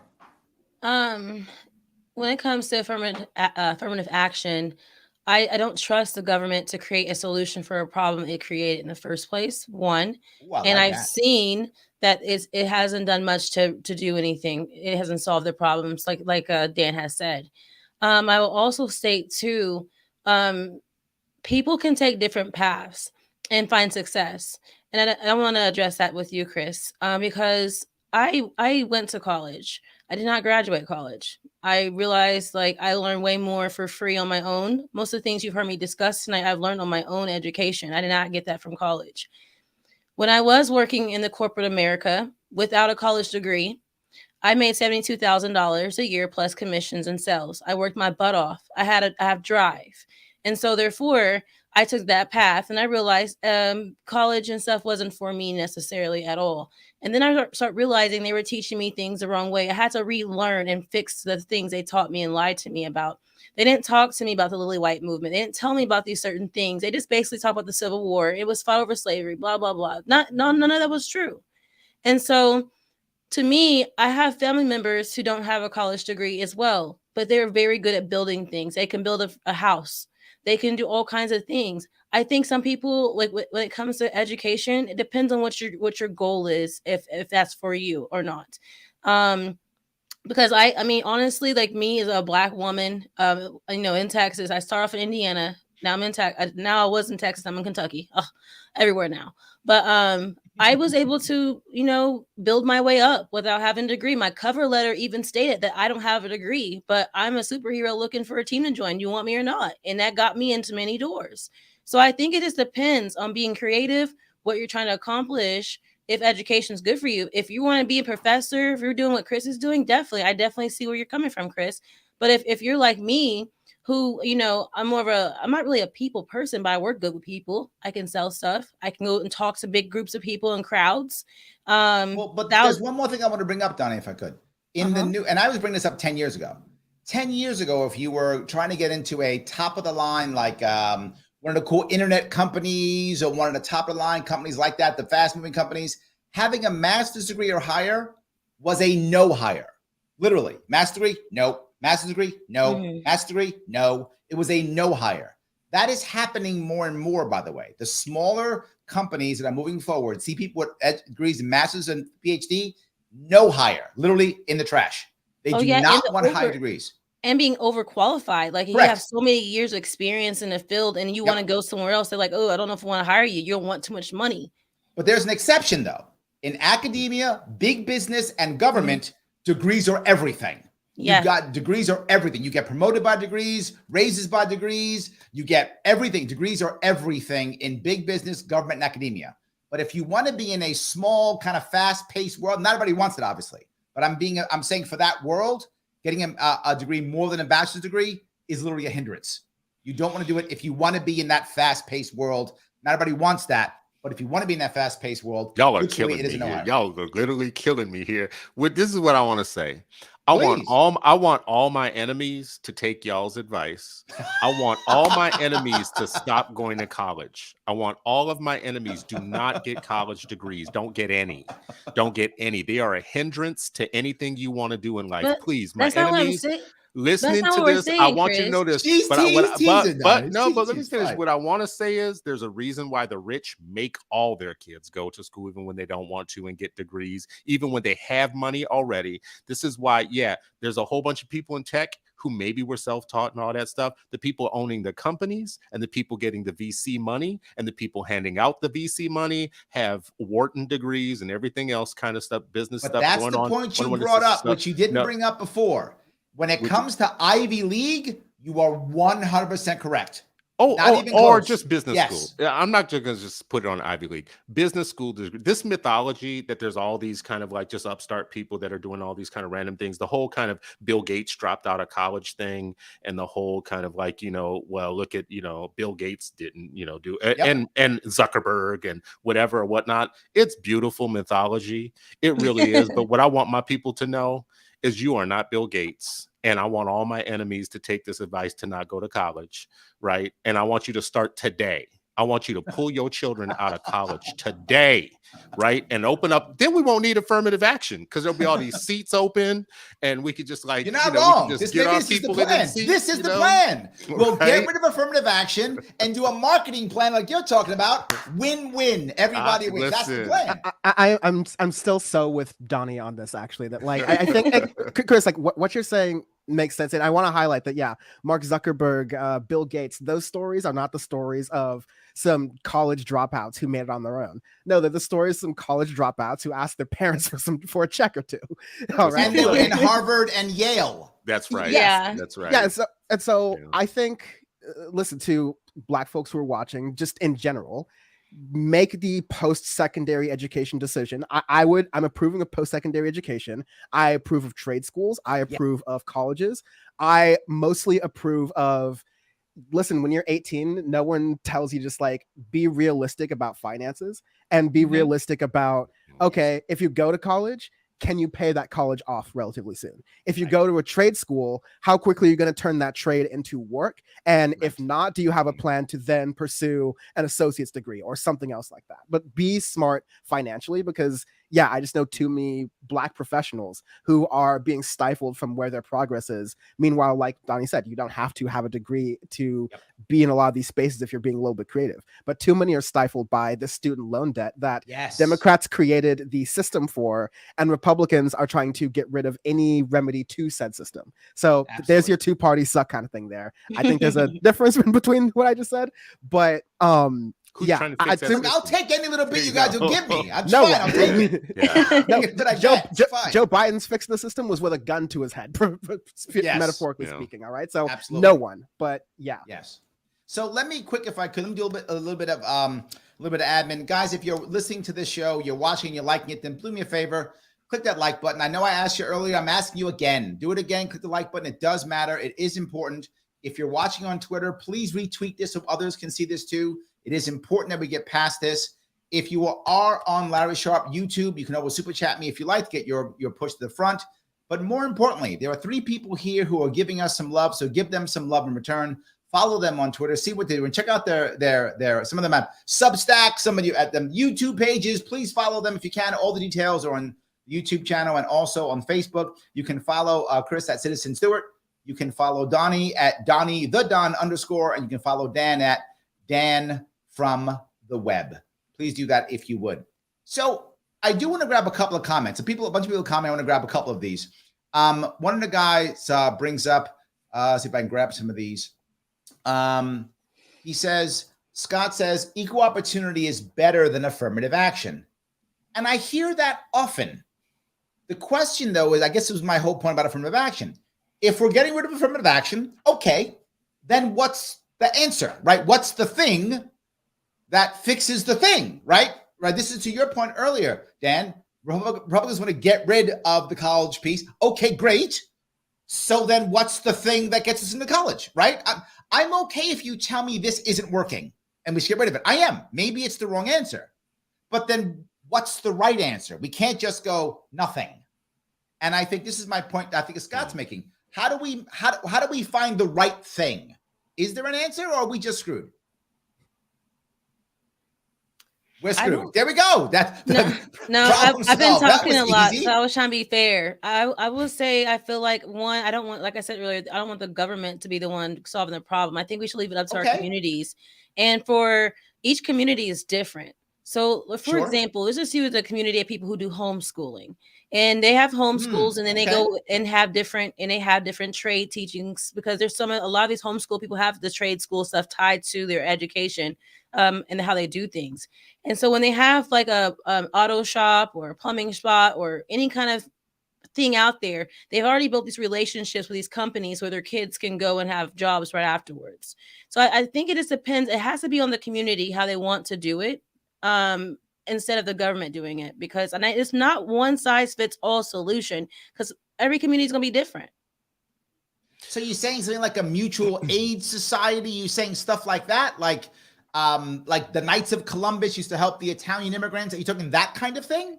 I guess what I can say. Let me just go off my example with farmers. A lot of them have homeschooling programs, and they're all good at something else. Someone's good at something, and then they can teach math. One can teach English, or one is good with trade schools, or teaching how people how to build stuff or fix cars.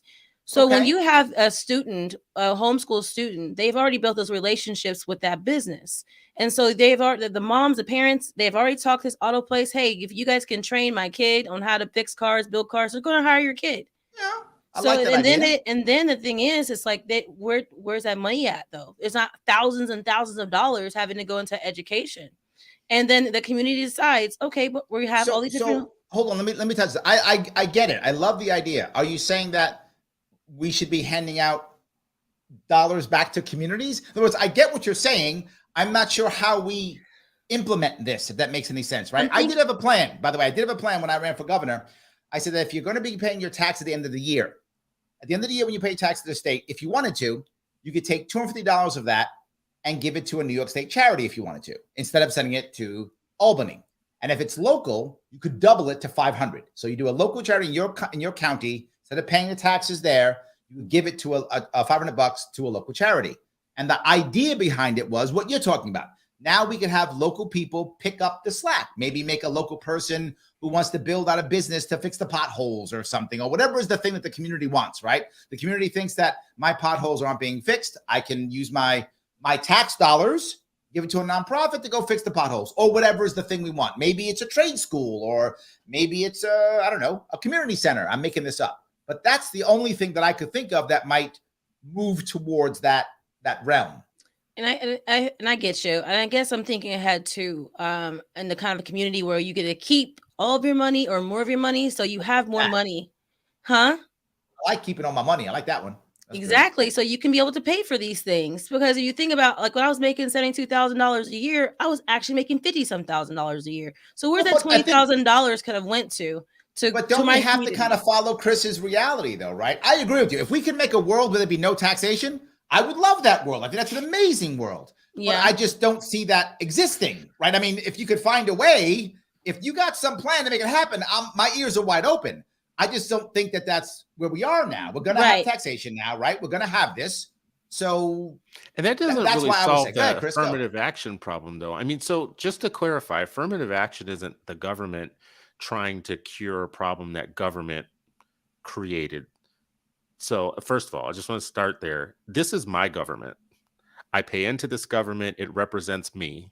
And what it gives back to me, it's not some foreign hostile entity. It's because people in a democratic system use government to do different things is where we start having fights and battles, but it's still my government. On affirmative action, it's not a government trying to solve a problem. It's people using government to stop a private school from making private decisions about how they will enroll students. It's about telling Harvard, no, you can't have affirmative action to create a multiracial student body. Harvard has a deep vested interest in trying to create a multiracial student body because they believe that it's germane to the type of education they want to provide. And people who are hostile to any type of racial gerrymandering of things want to use government to outlaw a private institution from creating its own educational community the way that it wants to do so. So let's put it in its proper context. Well, Chris, if the government's paying companies and businesses incentives to hire women or people that are minority because, you fill that paperwork out so that they can get some kind of tax break or incentive from it, that is the government doing that. That is the government when you're applying for schools and colleges and stuff. When they will accept a kid just because they're Black over someone who actually qualified, who actually has a GPA. And if the Black kid had like a 2.0 GPA and they pick an Asian guy had a 4.0 GPA and they pick the Black guy, that does happen. No, it does. I've witnessed it. I went to Texas A&M University and that's what happened. Texas, you guys had the 10% plan. So Texas, the way that Bush got around affirmative action in Texas is kind of a unique plan, which I think is good, which is taking the top 10% of all high schools. Chris, I'm only 35. And by the way, I was in Texas when it was under Rick, whatever his name is. I forget his name now. Rick Perry? Rick and Abbott, my two governors. Yeah, Rick Perry. I was in Indiana before that. So yeah. No, I mean, to be forward, I've taught at a couple of schools at the business school of Yale and Columbia temporarily. And I've done that in the past. And doing that, I saw a massive amount of people who were Asian, right? Massive amount. And I don't know if they were picked. I don't know if they were picked because of it was, affirmative action, or I have no idea. So that part I don't know. No, they weren't. There was a large. And they're 30% of Harvard, and it's because their test scores are very high, and they're getting perfect SAT scores. But people should know that nobody's getting in just because they're Black. There are 5 areas that these schools use to rate you on to get in. Race is one factor that can count on your behalf, and your background, your personal essay, and all of that. You still need to have, it's not like, people are getting into Harvard at any level with really low kind of test scores. They're still better than most people's kids are, right? And there's a lot of Black people. If there were no Asian people in the race, there's a lot of Black students who are well above the bar of what it takes to qualify to get in. And I'm not saying it's all Black people. I'm just saying examples. Like I've seen it personally, like when I was applying for colleges, when I was transferring from a community college, and I saw it personally. And I also people have discussed it. I've had friends who are of other races who have higher grades than my other friends, and my friends who were was female or Black, they got in before someone else who had a higher GPA than they did. But the piece I want to bring up, though, Chris, is you said something which I have to push back on this premise that it really is our government. I'm not sure it is right now. And I say that because, I said it because the current system is gerrymandered to a degree that we don't have as much say in our government at all. It's almost non-democratic in a way. In fact, you may know this already, but if your congressperson who you've elected wants to put a bill on the floor, they can't unless Hakeem Jeffries says so. Literally, he can just decide, no, we're not putting it on the floor. Is that really democracy? That's two parties. This case, again, Republicans just as bad. Right now, Democrats terrible because they're in charge. But it still can be my government. To be real, it could still be my government, and it can have a lot of rules that I don't like. But that's because we are a nation of 300+ million people. I'm saying that one person controls any bill that goes on that. Because of rules that have been created by many people over long periods of time in a democratic country that specifically has a constitution that specifically made it so that it would be inefficient and hard to pass laws. There's no parties in the Constitution. There's no what? But there is a House Speaker. There are these not in the Constitution. Right. Let's not be obtuse about it. The Constitution made it so that it wouldn't be very easy for smart things to happen, oftentimes too quickly, because they were afraid of mob rule and they were afraid of blah, blah, blah. So this is the system we have. And listen, if you don't think this is your government, let Russia or somebody attack this country. And on that day, you'll be very clear that this is your country and that's your government. They haven't on 9/11, the morning of 9/11, every American was very clear that was their government. When George Bush was standing up there, I agree. I was ready to rejoin the Marine Corps. I was. You're right. Right? Come on now. Guilty as charged. You're correct. You're right. Absolutely. Really fast. I'm gonna let y'all have that one, but I'm absolutely not. There's a reason why we haven't had an invasion in this country. It's because most people in this country are armed. So that's a reason why we haven't been invaded by other countries. But here's the thing: I want to make sure people are armed. Is that what you said? People listening to this or probably know I'm in here, and if I don't sit there and say something about people calling our country a democracy, I need to correct that. We are a constitutional republic. We're actually not a democracy, and they taught that in school. That was incorrect. They taught that everywhere. Our politicians on the left and right call us democracy. We're actually a constitutional republic. If you check other countries who look at our government system, they also call us a constitutional republic, and that's what we are. It's a valid point. I think locally, in certain local issues, as a country, we are that. But in certain local areas, we are direct. There's some direct democracy in certain local areas. There is some. But I think you're right. You can also call America a representative democracy in the sense that, like, it's both. Like, it's a constitutional republic and a representative democracy. Another, like, fundamental level thing in affirmative action is it's not perfect example because the UC system is, like, public, and then you're talking about the government and affirmative action. It gets more complicated than with Harvard, which is a private institution. But like I had my grades as they were pretty good. My test scores were pretty good, story, etc., pretty good. I applied to a bunch of different colleges across the country, and there were a bunch that I didn't get in and a bunch that I did get in. And there were even in California, it tends to be the two biggest UCs, University of California, are UCLA and Berkeley. Those are the ones that are on the Ivy League level of sort of I guess, like, respect as far as that area of education goes, right?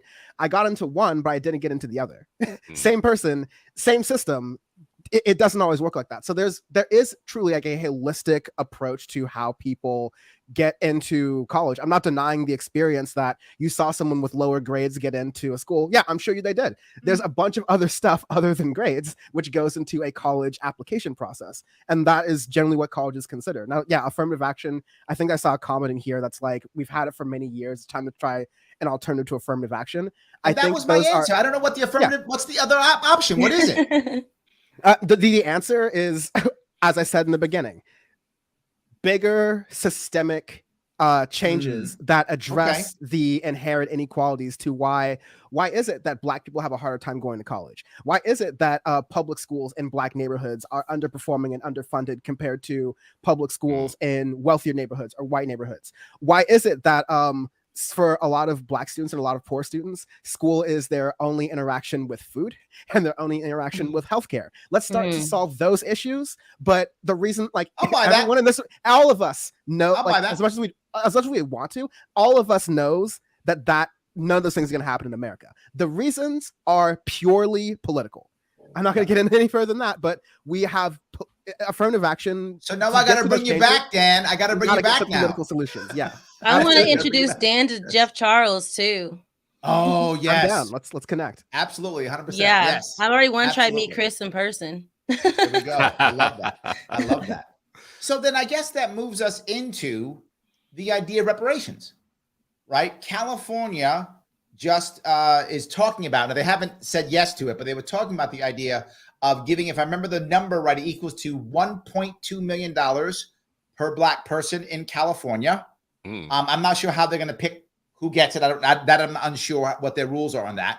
And New York State, as I said, the assembly just ended their session last week. They now have a commission to study the damages of slavery on the Black population in New York State.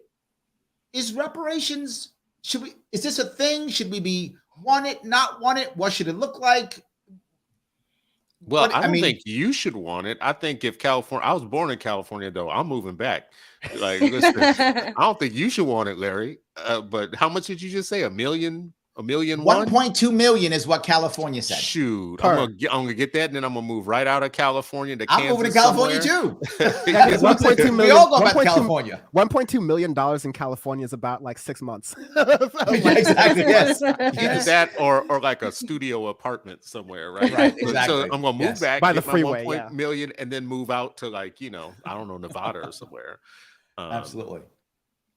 Listen, there's this unpaid debt. Like, people are deeply uncomfortable with giving Black people anything. I'm just going to be real about it, right? And I think it's why we don't have universal health care. It's why we don't have universal health care. It's why we don't have, it's why we have gerrymandered learning opportunities, why kids are redlined into bad schools and everybody else are redlined into islands of privilege. It's just, it's the way our courts work. It's the way our police work. It's the way our taxes work. There's so many things that work this way. And there are a lot of groups that when you talk about these things, like we're talking about Juneteenth today, right? Sure. And you started out by talking about some people have a problem with it. I never heard a problem with Cinco de Mayo. I've never heard a problem with, like, with the St. Patty's Day. I've never Right. really heard a problem with like any like, but give Black people anything and it becomes No, this no, no, thing, no. right? Let me be fair on this one. This is Stop the it. Just one that come was on, a give us a national break. holiday. Yeah, This is a national holiday, and there was one. It was Columbus Day.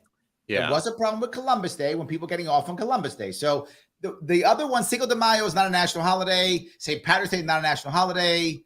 But Columbus Day was something national. There was some, so I'm going to be fair on this one. I got the perfect thing for this. All right. So to make it more apples and apples, let's compare Martin Luther King Jr. Day to Columbus Day, both of which are federal holidays, both of which are about, you know, like an individual person, say, right? That's fair. I don't need to be a history person. I'm not gonna do all that. I'm just gonna say that Christopher Columbus and Martin Luther King Jr. were two different people. All right. Let's just accurate statement. There are and the merits of one, I think, justifies the merits more than the merits of the other for having a holiday. All right.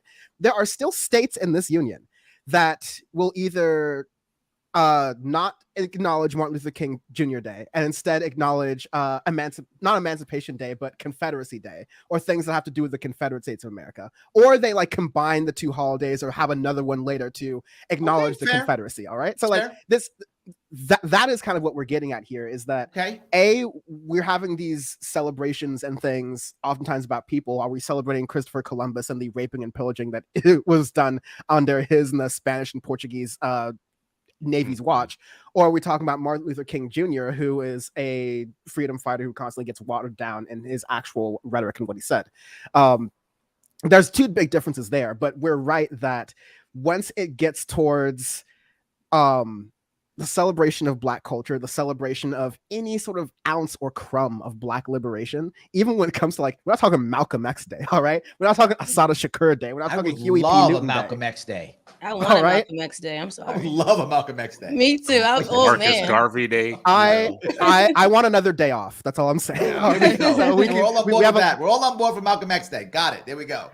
They can keep Confederacy Day if we get to have O.J. Simpson Day just to fuck with them. All right. I don't care as long as it's a day off. All right? But yeah, make them the same day. I love it. It's amazing. So yes, I love it. It's great. Yes. On the reparations, I think when we have the discussion, the word reparations has been perverted, and I think that was intentional.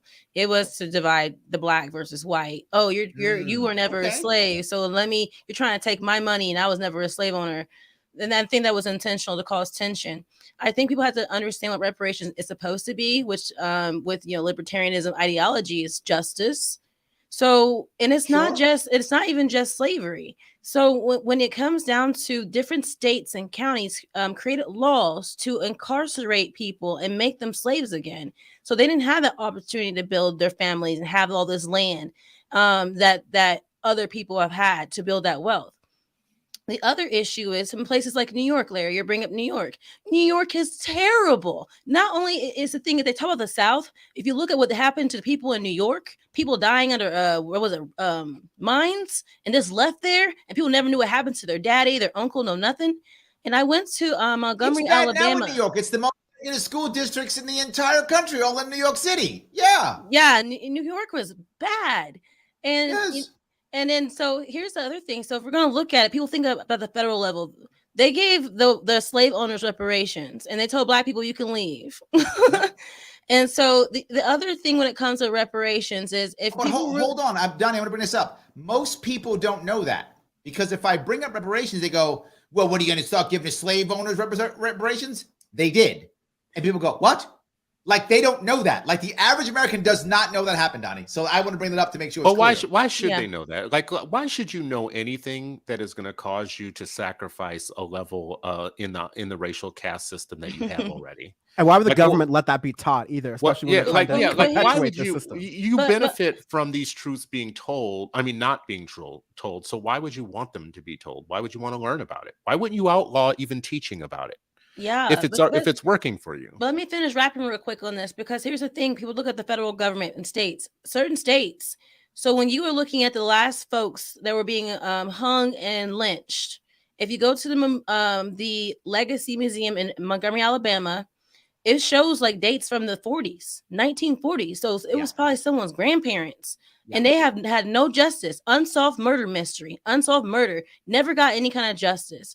And so when people think, oh, did y'all just want to take money? First of all, the federal government owns too much land. They're not supposed to be on all that land in the West. That's illegal. So that land should belong to actual people in this country. That is something that could be given up. No one's going to lose anything off that land. Go ahead and build your Black Wall Streets again. Have your own land, like, and you don't have to pay millions of dollars for acres. Like, they have it so expensive now that you can't even buy land. Take back the resources the government stole from the people, and we take it back.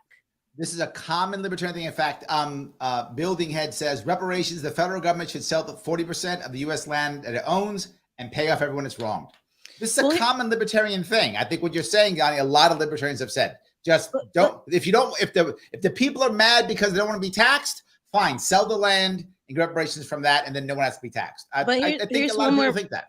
Here's one more piece to it, though. The Democrat and Republican Party, they have never paid for their part in all this. They're responsible. JP Morgan's bank, New York Life Insurance Company, Aetna Insurance Company, they all benefited from slavery. Get your money from them. They owe. And they got a lot of money. Well, just for the record, I want to always correct and say there is a Democratic Party and there is a Republican Party. There is no Democrat Party. But out of those two, one is pushing for a group of people to actually be repaid a historic debt that is owed to them, and one is not. Right. And I bet the outcome will be the same. I bet the outcome will be the same, Chris. Democrats I'm not talking about the outcome. I am talking and about, there'll be nothing paid. Republicans, at least, to be honest on this, they go, we ain't paying you. At least they'll tell you that. Unlike in with trans issues and a number of other tangible things that Chris has mentioned earlier, which involves teaching and book bans, I think reparations is another case where, the outcome's going to absolutely be the same. Except that, the Democrats spent money on something that we all know is not going to be implemented. I'll also, because this is a place that's safe for me to slam Democrats, not that I don't feel comfortable doing that in any other outlet I am, but it's fun. I always have to point out that Hillary and Bill Clinton owned slaves. Like they had, not owned slaves, but they had slaves working on their property. In the governor's mansion. Damn, this is new to me. In the governor's mansion in Arkansas, that all those grounds, when it comes to like mowing the lawns and tending to all those other different things, might as well have been a plantation, all right? Because those were prisoners in the Arkansas state system, in the state penitentiary system, who were tending to the governor's mansion all around Hillary and Bill Clinton while they were down in Arkansas, right? We still have slavery to this day. It's just called our prison industrial complex. Correct. It's called, we can have people fight fires in California for $2 an hour rather than giving firefighter unions any more headcount, all right? We have slavery in this America. We have cheap labor in America. And in fact, America would not exist without slavery. I think, I think I don't love the, expansion of slavery to mean things it's not, but the way that we exploit undocumented immigrants, we rely on their labor to do jobs that Americans are simply not doing. Yet at the same time, we demonize them and villainize them and say they're trying to invade our country and do all these other different things. So it's all messed up, which is why my approach to reparations are systemic changes, systemic like solutions to things that have disproportionately hurt Black folks, especially folks who have come from that system, especially when you look at how a lot of these state penitentiaries in the South are former slave plantations on the exact 100%. same land. So we need to start talking about prison reform, like reforming our rehabilitation system. That is part of reparations. Medicare for all, that is part of reparations. And not just Medicare for all, but actually making sure that the outcomes of Black mothers and Black babies are on par with that of their white and Asian and Latino counterparts. It has to be a full overhaul of the not just social services, but the economic, laws and rules that even if you want a small government, governments create economic systems. So you need changes to that. You need pushes to that. And I think that, it's hard to say all those different things in one word. Reparations is not quite the word for that. But we need to start hijacking this rhetoric and hijacking these words and phrases that are used to mean these things and let them mean something else. Because they took woke and ran around circuses around that. So we're going to take reparations and have it mean as a full thing. Let me give you what my idea for reparations was years ago. I brought it up years ago. My worry was that there's never going to be a check written. Not going to happen. Right? That's what I think not going to happen. So it was my plan instead. I said, tell you what we're going to do. And when I gave this plan out, most of my plans that are libertarian plans, if they're about things that are kind of controversial, no one loves them, but nobody hates them, which means I think they might actually pass because no one hates them. Here's my plan. If you are, we do this for 23 years, one generation. or maybe 46, you want to go 2 generations, but at least 1 generation. That's the limit. There's a time limit to this plan. It's 1 generation or maybe 2 generations. But for the sake of argument, 1. During this 23-year period, any property owned 51% or more by African descendants of slaves, all taxation is cut in half. Therefore, this must be an amendment so that it can actually take care of all local. All tax, whatever the tax and fees are, cut in half for 22 years. That isn't the end of it. That's one part of the first part. There's more. One part is that. What will that do? Hopefully, if any property, to include commercial property, to include investment property, personal property, whatever it is, if it's a property owned 51% or more by African descendant slaves, all taxation is halved, all fees are halved. What should happen is, and when I bring people to this conversation, they say, wow, that'd be great. I'd want to partner with the black guy. I know you would. That's the point. But now it's ownership, not I've hired one black guy to do the consulting on it. And now, no. It must be owned at least 51% by African descendant slaves. You do that, all cut in half. What does it mean? If you are a super racist and don't want to work with black people, fine, you don't have to, but you're paying some extra taxes for it. But you don't have to do it if you don't want to. So it's voluntary. If you don't want to, don't do it. That's part 1. Part 2, that will also happen. This will also be massively important for people who want to buy buildings. You want to buy a building that costs you $10, $20 billion for a building? Oh my God, you can't wait to have descendants of slaves in that deal because you're going to save a whole lot of money on that deal. So you're going to want to start bringing people into this in general. Second piece, any business that is owned 51% or more by African descendant slaves, again, all taxation on that business, half. No matter what, all taxation, all fines and fees is all half. It should allow and think that more black families are thinking about ownership. They'll be encouraged to own. People who are not black will be asking their black friends to jump on board all types of deals and things like that, and that begin to move forward. On top of that, to your point, Dan, prison reform. And this goes for anybody, but it will, to your point, anybody, but it will help black people in general, right? Any drug-related crimes that are nonviolent should all be expunged and pardoned. All of them. If they are not violent, meaning that he didn't shoot somebody, any one of those are all pardoned and expunged. This must be an amendment so that every state must comply, that every county must comply. So it must be an amendment to the Constitution. All those are gone. You get rid of all of that. A bunch of people will come out of jail, and now they have opportunities. They'll come out of jail, and they will have opportunities that will be voluntary, will make people want to move forward. I feel like that style, most people go, you know what? I'm okay with that. I think that kind of reparations plan might actually pass. That's my thought. Please tell me if I'm wrong or crazy. I'm happy. I hope it would pass because it's allowing the offender to negotiate their own sentence. I mean, listen, tomorrow, if everybody who's in the court system for a robbery case should be able to start negotiating the terms of what they'll pay back. And they should be able to say, like, listen, this is what I want to do. All right. I know I stole a lot of money from you, but let me determine how I'm going to pay it back to you. Right now they're paying nothing, Chris. Right? I'd rather have this. No, I wouldn't. Now they're paying nothing. No. And this is bad for libertarians. This is bad for libertarians. Tell me why. Because that's not justice. Okay. We will never be a just country until we start actually applying justice in its purest form, even to black people. Everybody else and their mama. Like a half hour ago that I can't go to Utopia. I'm giving you a plan that could actually be passed. You agree it could be passed. And you could get it passed. You could get it passed because it's not justice, right? That's why you could get it passed, because it's not justice. Black people have made the wrong deal at every gate that they have been negotiating their freedom. They got a raw deal at every single gate. At the end of slavery, they got a raw deal. At the end of Reconstruction, they got a raw deal. At the end of the civil rights movement, they got a raw deal. And they continue to get a raw deal today. George Floyd, because the people we have negotiating for us always negotiate from a point of just don't hurt us anymore. Don't do anything don't repair what you did to us. Just stop raping us. Just stop enslaving us. Just stop redlining us. Just stop robbing us. Just stop intentionally putting us into parts of the cities that have lead in the water that are giving all of our kids autism and higher rates of asthma. Just stop doing that, and we'll call it good from now on. And then throw us a couple of crumbs here and there. None of that's justice, and this will never be a just country until we start actually. But none of that's even happened. None of what like has they're happened. still doing everything you said they're still doing. Like none of what you just said has It's actually not a happened. reason. It's not a reason to actually propose second-class justice. It's not a reason to propose a bad proposal once again that doesn't.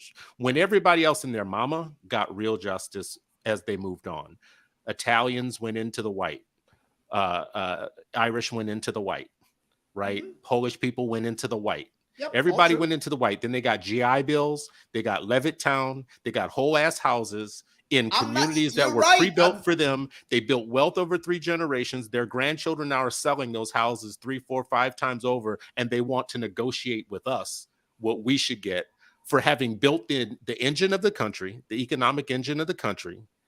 And all these people, listen, I'll say one last thing. All these people say, well, I wasn't even here when they were slaves.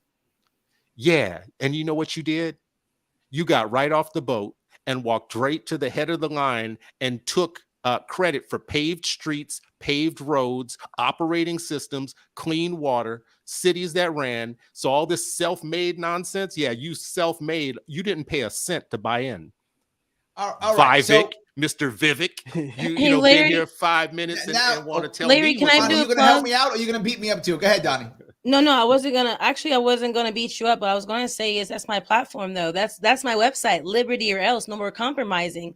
I'm done. Sick and tired. People need to stop compromising with the government, though. The issue is if you're going to ask the government to do something for you, if you want the government to solve the problem, they're gonna want something out of it.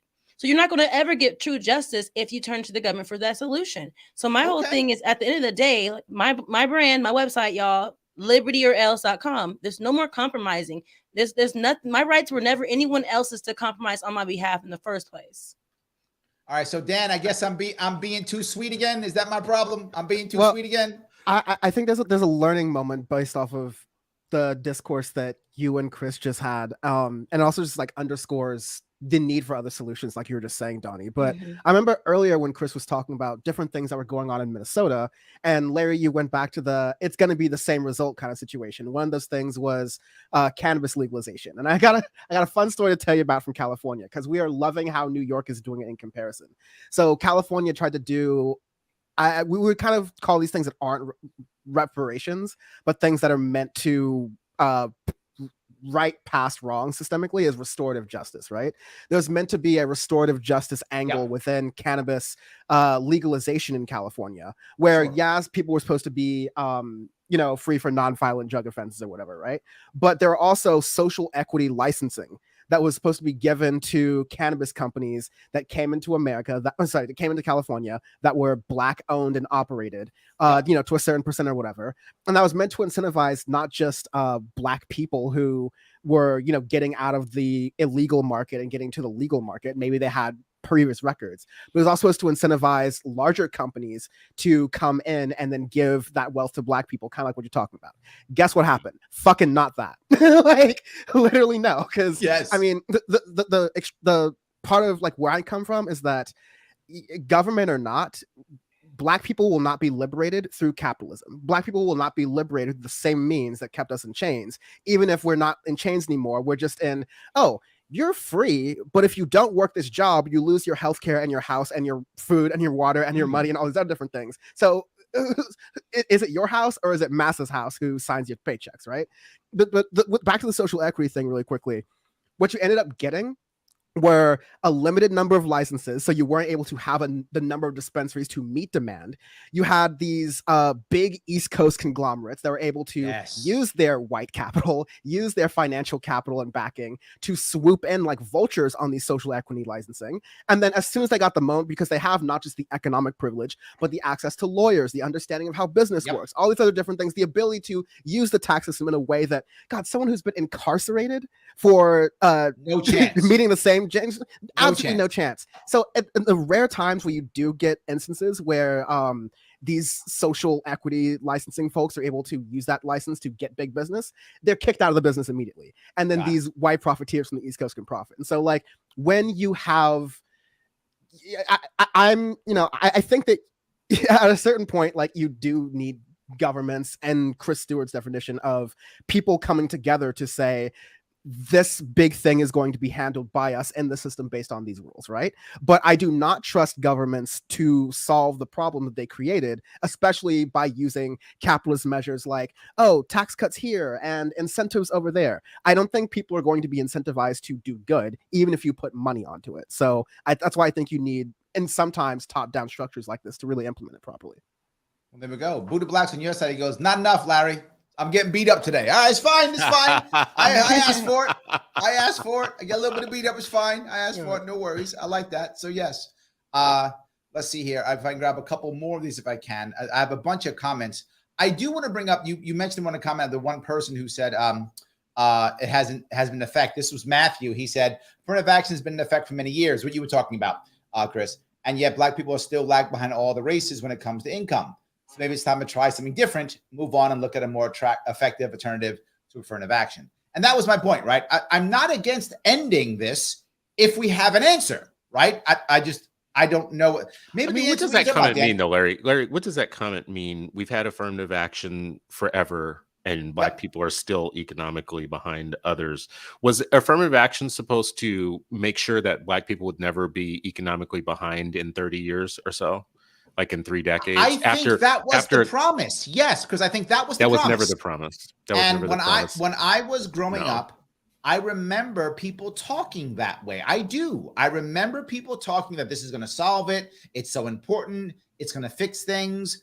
I remember people talking about that in my school. I remember talking about that when I was a young adult. I remember that. I do. I remember people saying it was going to solve things. I think that maybe that's not what they said at the time, but I felt like that was the promise they were telling us. That was the story they were telling us. It was going to solve things. I feel like it's a good talking point if you don't like the program. It's a good talking point right now, today, to add one thing to the other. It's always going to be good for Black people to go to college and for them to get into better and better programs and for us to turn out more doctors, lawyers, and others. That's never going to stop being a good thing. I don't think in 30 years you correct 300 years of activity that you compounded over time to put people behind. I think this is like fatigue of white Americans. Why do we still have to do stuff for Black people? I thought we fixed all that. In 64 and 65, we passed the civil rights laws, right? We gave y'all voting. We stopped you. We let you sit at the front of the bus. We let you do all these different things. And now you've got Oprah and Jay-Z and you had an Obama. So why do we still have to do anything special for you guys? Well, Oprah was impressive. I'm just saying she was. Well, damn. So was Obama and Oprah also Tyson. And Oprah gave her audience free cars they then had to pay taxes on after that. You get a car, right? Look at that. So yes, that was impressive. But yes, that's my point. Sorry to cut you off, Chris, but also I just see like I have a bad streamer's habit of reading the chat while I'm on air, and I see Joe on Facebook saying not capitalism is what oppresses Black people. Capitalism works because it wants to do business with Black folks and everyone else. Hard fucking no, dude. Like, I'm sorry. Why? Why is he wrong? Tell me, Dan. What is Killer Mike doing for me? What is Jay-Z doing for me? What is Beyonce doing for me? What is Oprah doing for me? What are they doing for the struggle in the movement? What are they doing to make it so there aren't unhoused people on the streets? Oh, I used to live right by Oprah Winfrey Network in West Hollywood, all surrounded by unhoused people. Oprah has all the money in the world to solve that. Unhoused Black people have all the money to solve that. You could say it's not her problem. You could say it's not, all right? But when it comes to the actual struggle, when it comes to actual issues, all these Black capitalists are interested in saying, hey, you become a landlord. You exploit other people. You exploit other workers. And that way you will be on the top. Fuck the people working for you. Fuck the Black people who are building that ladder for you. Pull the ladder up on your way. And that's what the white masters did. And that's capitalism, all right? I do not believe in that fundamentally. I do see a lot of people pull the ladder up. Agreed. I see it constantly. I do. And I'm partly guilty of it myself, right? I rarely go back to my own neighborhood, right? I rarely go back. I still feel connected to my own neighborhood, but they don't feel connected to me because I go back so rarely. I still go back to my own neighborhood here. I was raised in the South Bronx, but I hardly ever go back. I mean, I go back like once a year, if that. That's all I ever go back. And usually it's to see an old friend or to go to a Yankee game. It's not to hang out. Like I don't hang out in my old hood ever. So I'm partially guilty of that myself. So I see it completely. I think you're right. But the same point, there's a part of me that says, don't I want everyone to, wasn't that the dream? Like my parents fought to get out of that, right? My father and my mother fought to get out of the Bronx and to get us a little place, like the Jeffersons moving up to the east side, right? But we moved out to Long Island, right? I think Isn't that what people want, Dan? Is that wrong? No, I think people want more like what Doni is talking about. Like, let me live where I want to live, have the community that I like and respect with and like choose to rock with. All right. And don't let my choice to associate with a certain community or my choice to live a certain lifestyle mean that I have a fundamentally lower quality of life. That I and my parents and my grandparents and my grandchildren and my nieces and nephews and aunts and uncles and whatever have to struggle harder just because we come from a different background or chose another style of life. I think most Americans fundamentally agree with that. But the fact that you can't do that in the Bronx and the fact that other people can't do that is, like Building Head said, that fact that there are some cities that are just not economically prosperous enough, and there are other cities that are super economically prospering, and in order to live there, you have to pay these radically expensive rents. You're right. That's exactly capitalism. I think that is deeply unfair and pushes people to the brink unnecessarily, and we need to fight that. I think one thing we have, we don't have necessarily a free market in this country. The government controls our economy. It shouldn't matter who's the president or not on what our gas prices look like. So our government is running pretty much everything. They're creating the regulations. They're telling you what certifications and license you have to have a business. They're telling you that you can't sell lemonade on the side of the road without their permission. When you have all these barriers in your way, that they say, oh, this is capitalism, that's free market. So that's the problem. The problem is your government. If we have a free market, the government should not be controlling our economy. The people should be able to freely go. If I want to start a hair salon in my home, should not have the government's permission to have a hair salon. I should not be certified to do that. If people like my business and they want to rock with me, they'll come in and they'll give me business. If they don't like my business, they're not going to rock with me. Let the people decide. Isn't that what Black Wall Street was? Oh, the Black Wall Streets. It wasn't just one. Weren't Black Wall Streets kind of that? Weren't Black Wall Streets examples? If I can give you a little pushback on this, Dan, weren't Black Wall Streets examples of Black capitalism that was working, except now we had government thugs come in and burn them to the ground? Okay, no, wait. Let's stop. Let's. Not Am I wrong on this? Tell me. Let's not do bad history. White Tell people me, burn down Black tell me, Wall please. Street. The government. Let's stop saying government every third sentence and whatever. It should be every other sentence. You're right. Every other sentence. White people burn down Black Wall Streets, and unfettered white people, unfettered meaning no governance, no government controlling them, nobody in between Black people and them is what burned down those Wall Streets. And that's a good lesson for people who want to talk free market talk all the time. Because all this stuff, I don't trust government, I don't trust government, I don't trust government, I don't trust the government that put in place civil rights laws and amended the Constitution multiple times and continues to amend the laws and everything in our favor. I don't trust any of that. I trust the free market people who are kicking my ass in all these other ways. And with unfettered government, have been unfettered, kind of no government, and free markets have proven every single time what they'll do to us in rental markets and housing markets and banking markets and in every other kind of market. Their freedom is not our freedom necessarily all the time, right? So we have to add some racial component to the way that we understand all of this fancy talk about government, this, that, and the other, because listen, sometimes government was the only thing between us and some of these folks that came to burn our stuff down and do really savage things and do savage. And who was it that marched into Texas? We talked about Juneteenth tonight. Who was it that marched into Texas and said, Texas, y'all free, y'all need to let these people go or whatnot? It was until the day they marched in, it was the government who marched in and said that to those people who were wanting to live a free market. The federal government superseding the state government. Clearly. What's that? Yes. The federal government superseding the state government, coming in to basically say, so I don't blame Black people when they look up and they think sometimes that they need something in between them and these other group of people called government.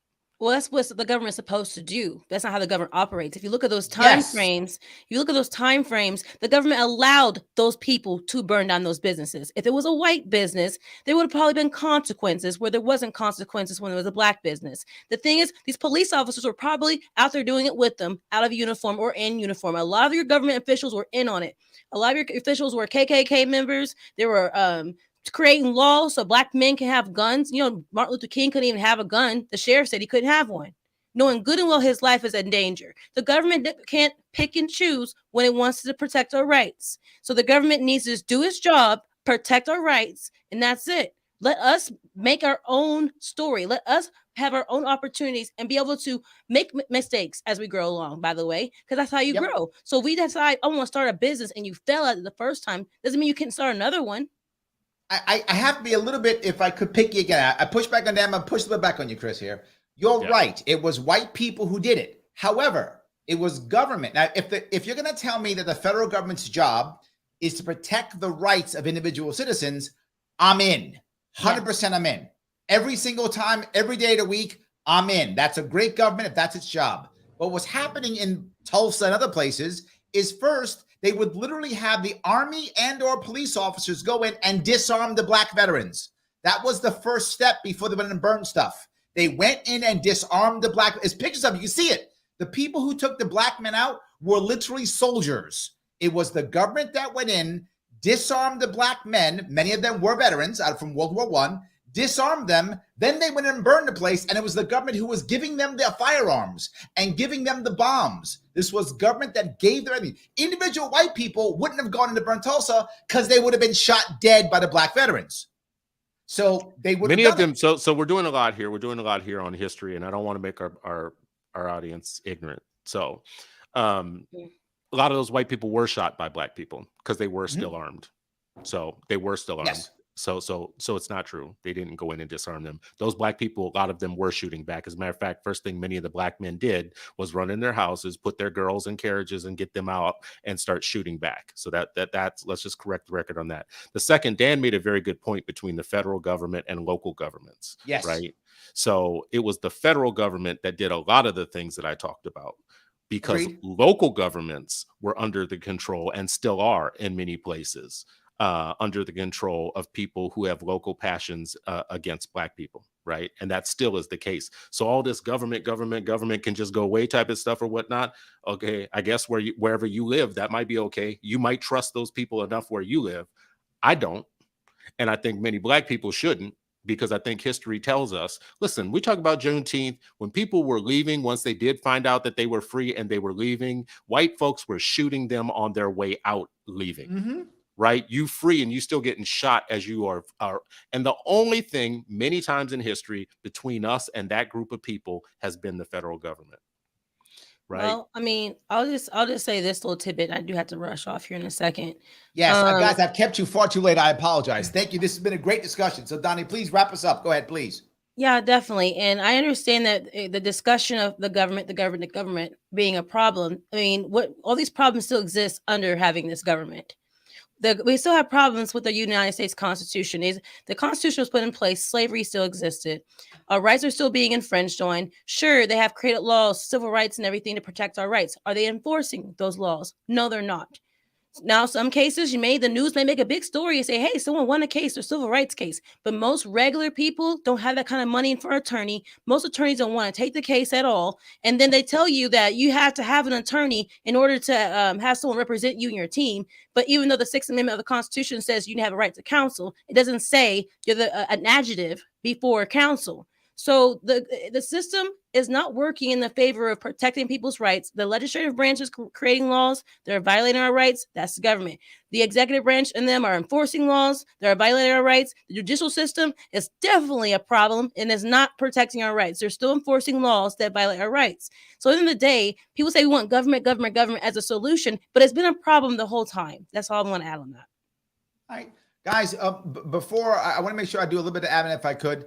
I hope you like the show, so please click the like button. It does matter. Absolutely, please click that like button.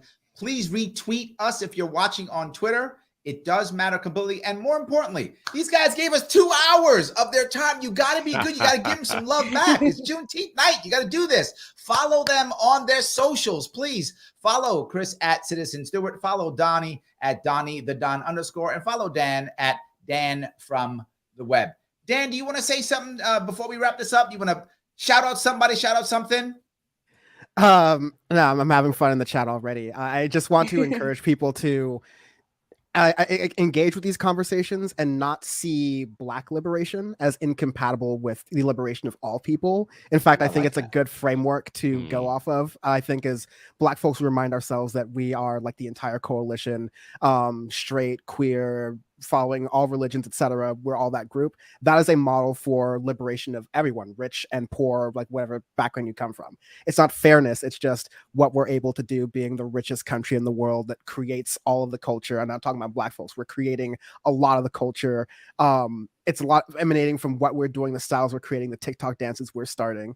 So expressing that, being proud of that is, I think, a healthy way, a healthy dose to white supremacy historically, which has been incredibly destructive, unfortunately. Chris, anything you want to say to wrap this up? No, like I do a Friday show called Freedom Friday. And at the beginning of it, I always say, hey, it's Freedom Friday and you're still not free. And hopefully after this hour, you'll be freer, than you are today. I just want people to know it's a constant struggle for you to have all your rights, to be a full person, for you to be the person that you want to be. There are many forces that are stopping you from wanting to be who you want to be. And I think you should fight them. You should wake up every morning thinking about that fight. Like, no, I'm going to be a full person. I don't care who doesn't like it. And if we have to fight about it, we will fight. And that's where we're at in the United States. There are a lot of people who have too much time on their hand, busybodies, who are really actively trying to stop you from being who you want to be. I don't care what your political persuasion is. We should band together and fight that specifically. I like that. And I'm about to spend the next couple of years trying to draw you back into the Libertarian Party, Chris. I got to work on you. I got to work on you. I got to get you back. I got to get you back. You're going to fight the Greens. You're going to fight the Greens for me. See what I can do. I'm going to work on it. See what I can do. Guys, everyone who's watching, I want to say thank you so much for watching. I appreciate all the time you've given us. I'll be back tomorrow at 1 p.m. on Sharpe Radio out of Rochester, New York. And then Wednesday night, I will also be, Wednesday at 3 p.m., a special Wednesday, 3 p.m., and then 7 p.m. on Thursday. So I'll be here almost every single day this week. It's crazy. And the AMA, I'll be doing on First Amender Discord this Friday at 6 p.m. I will see you all.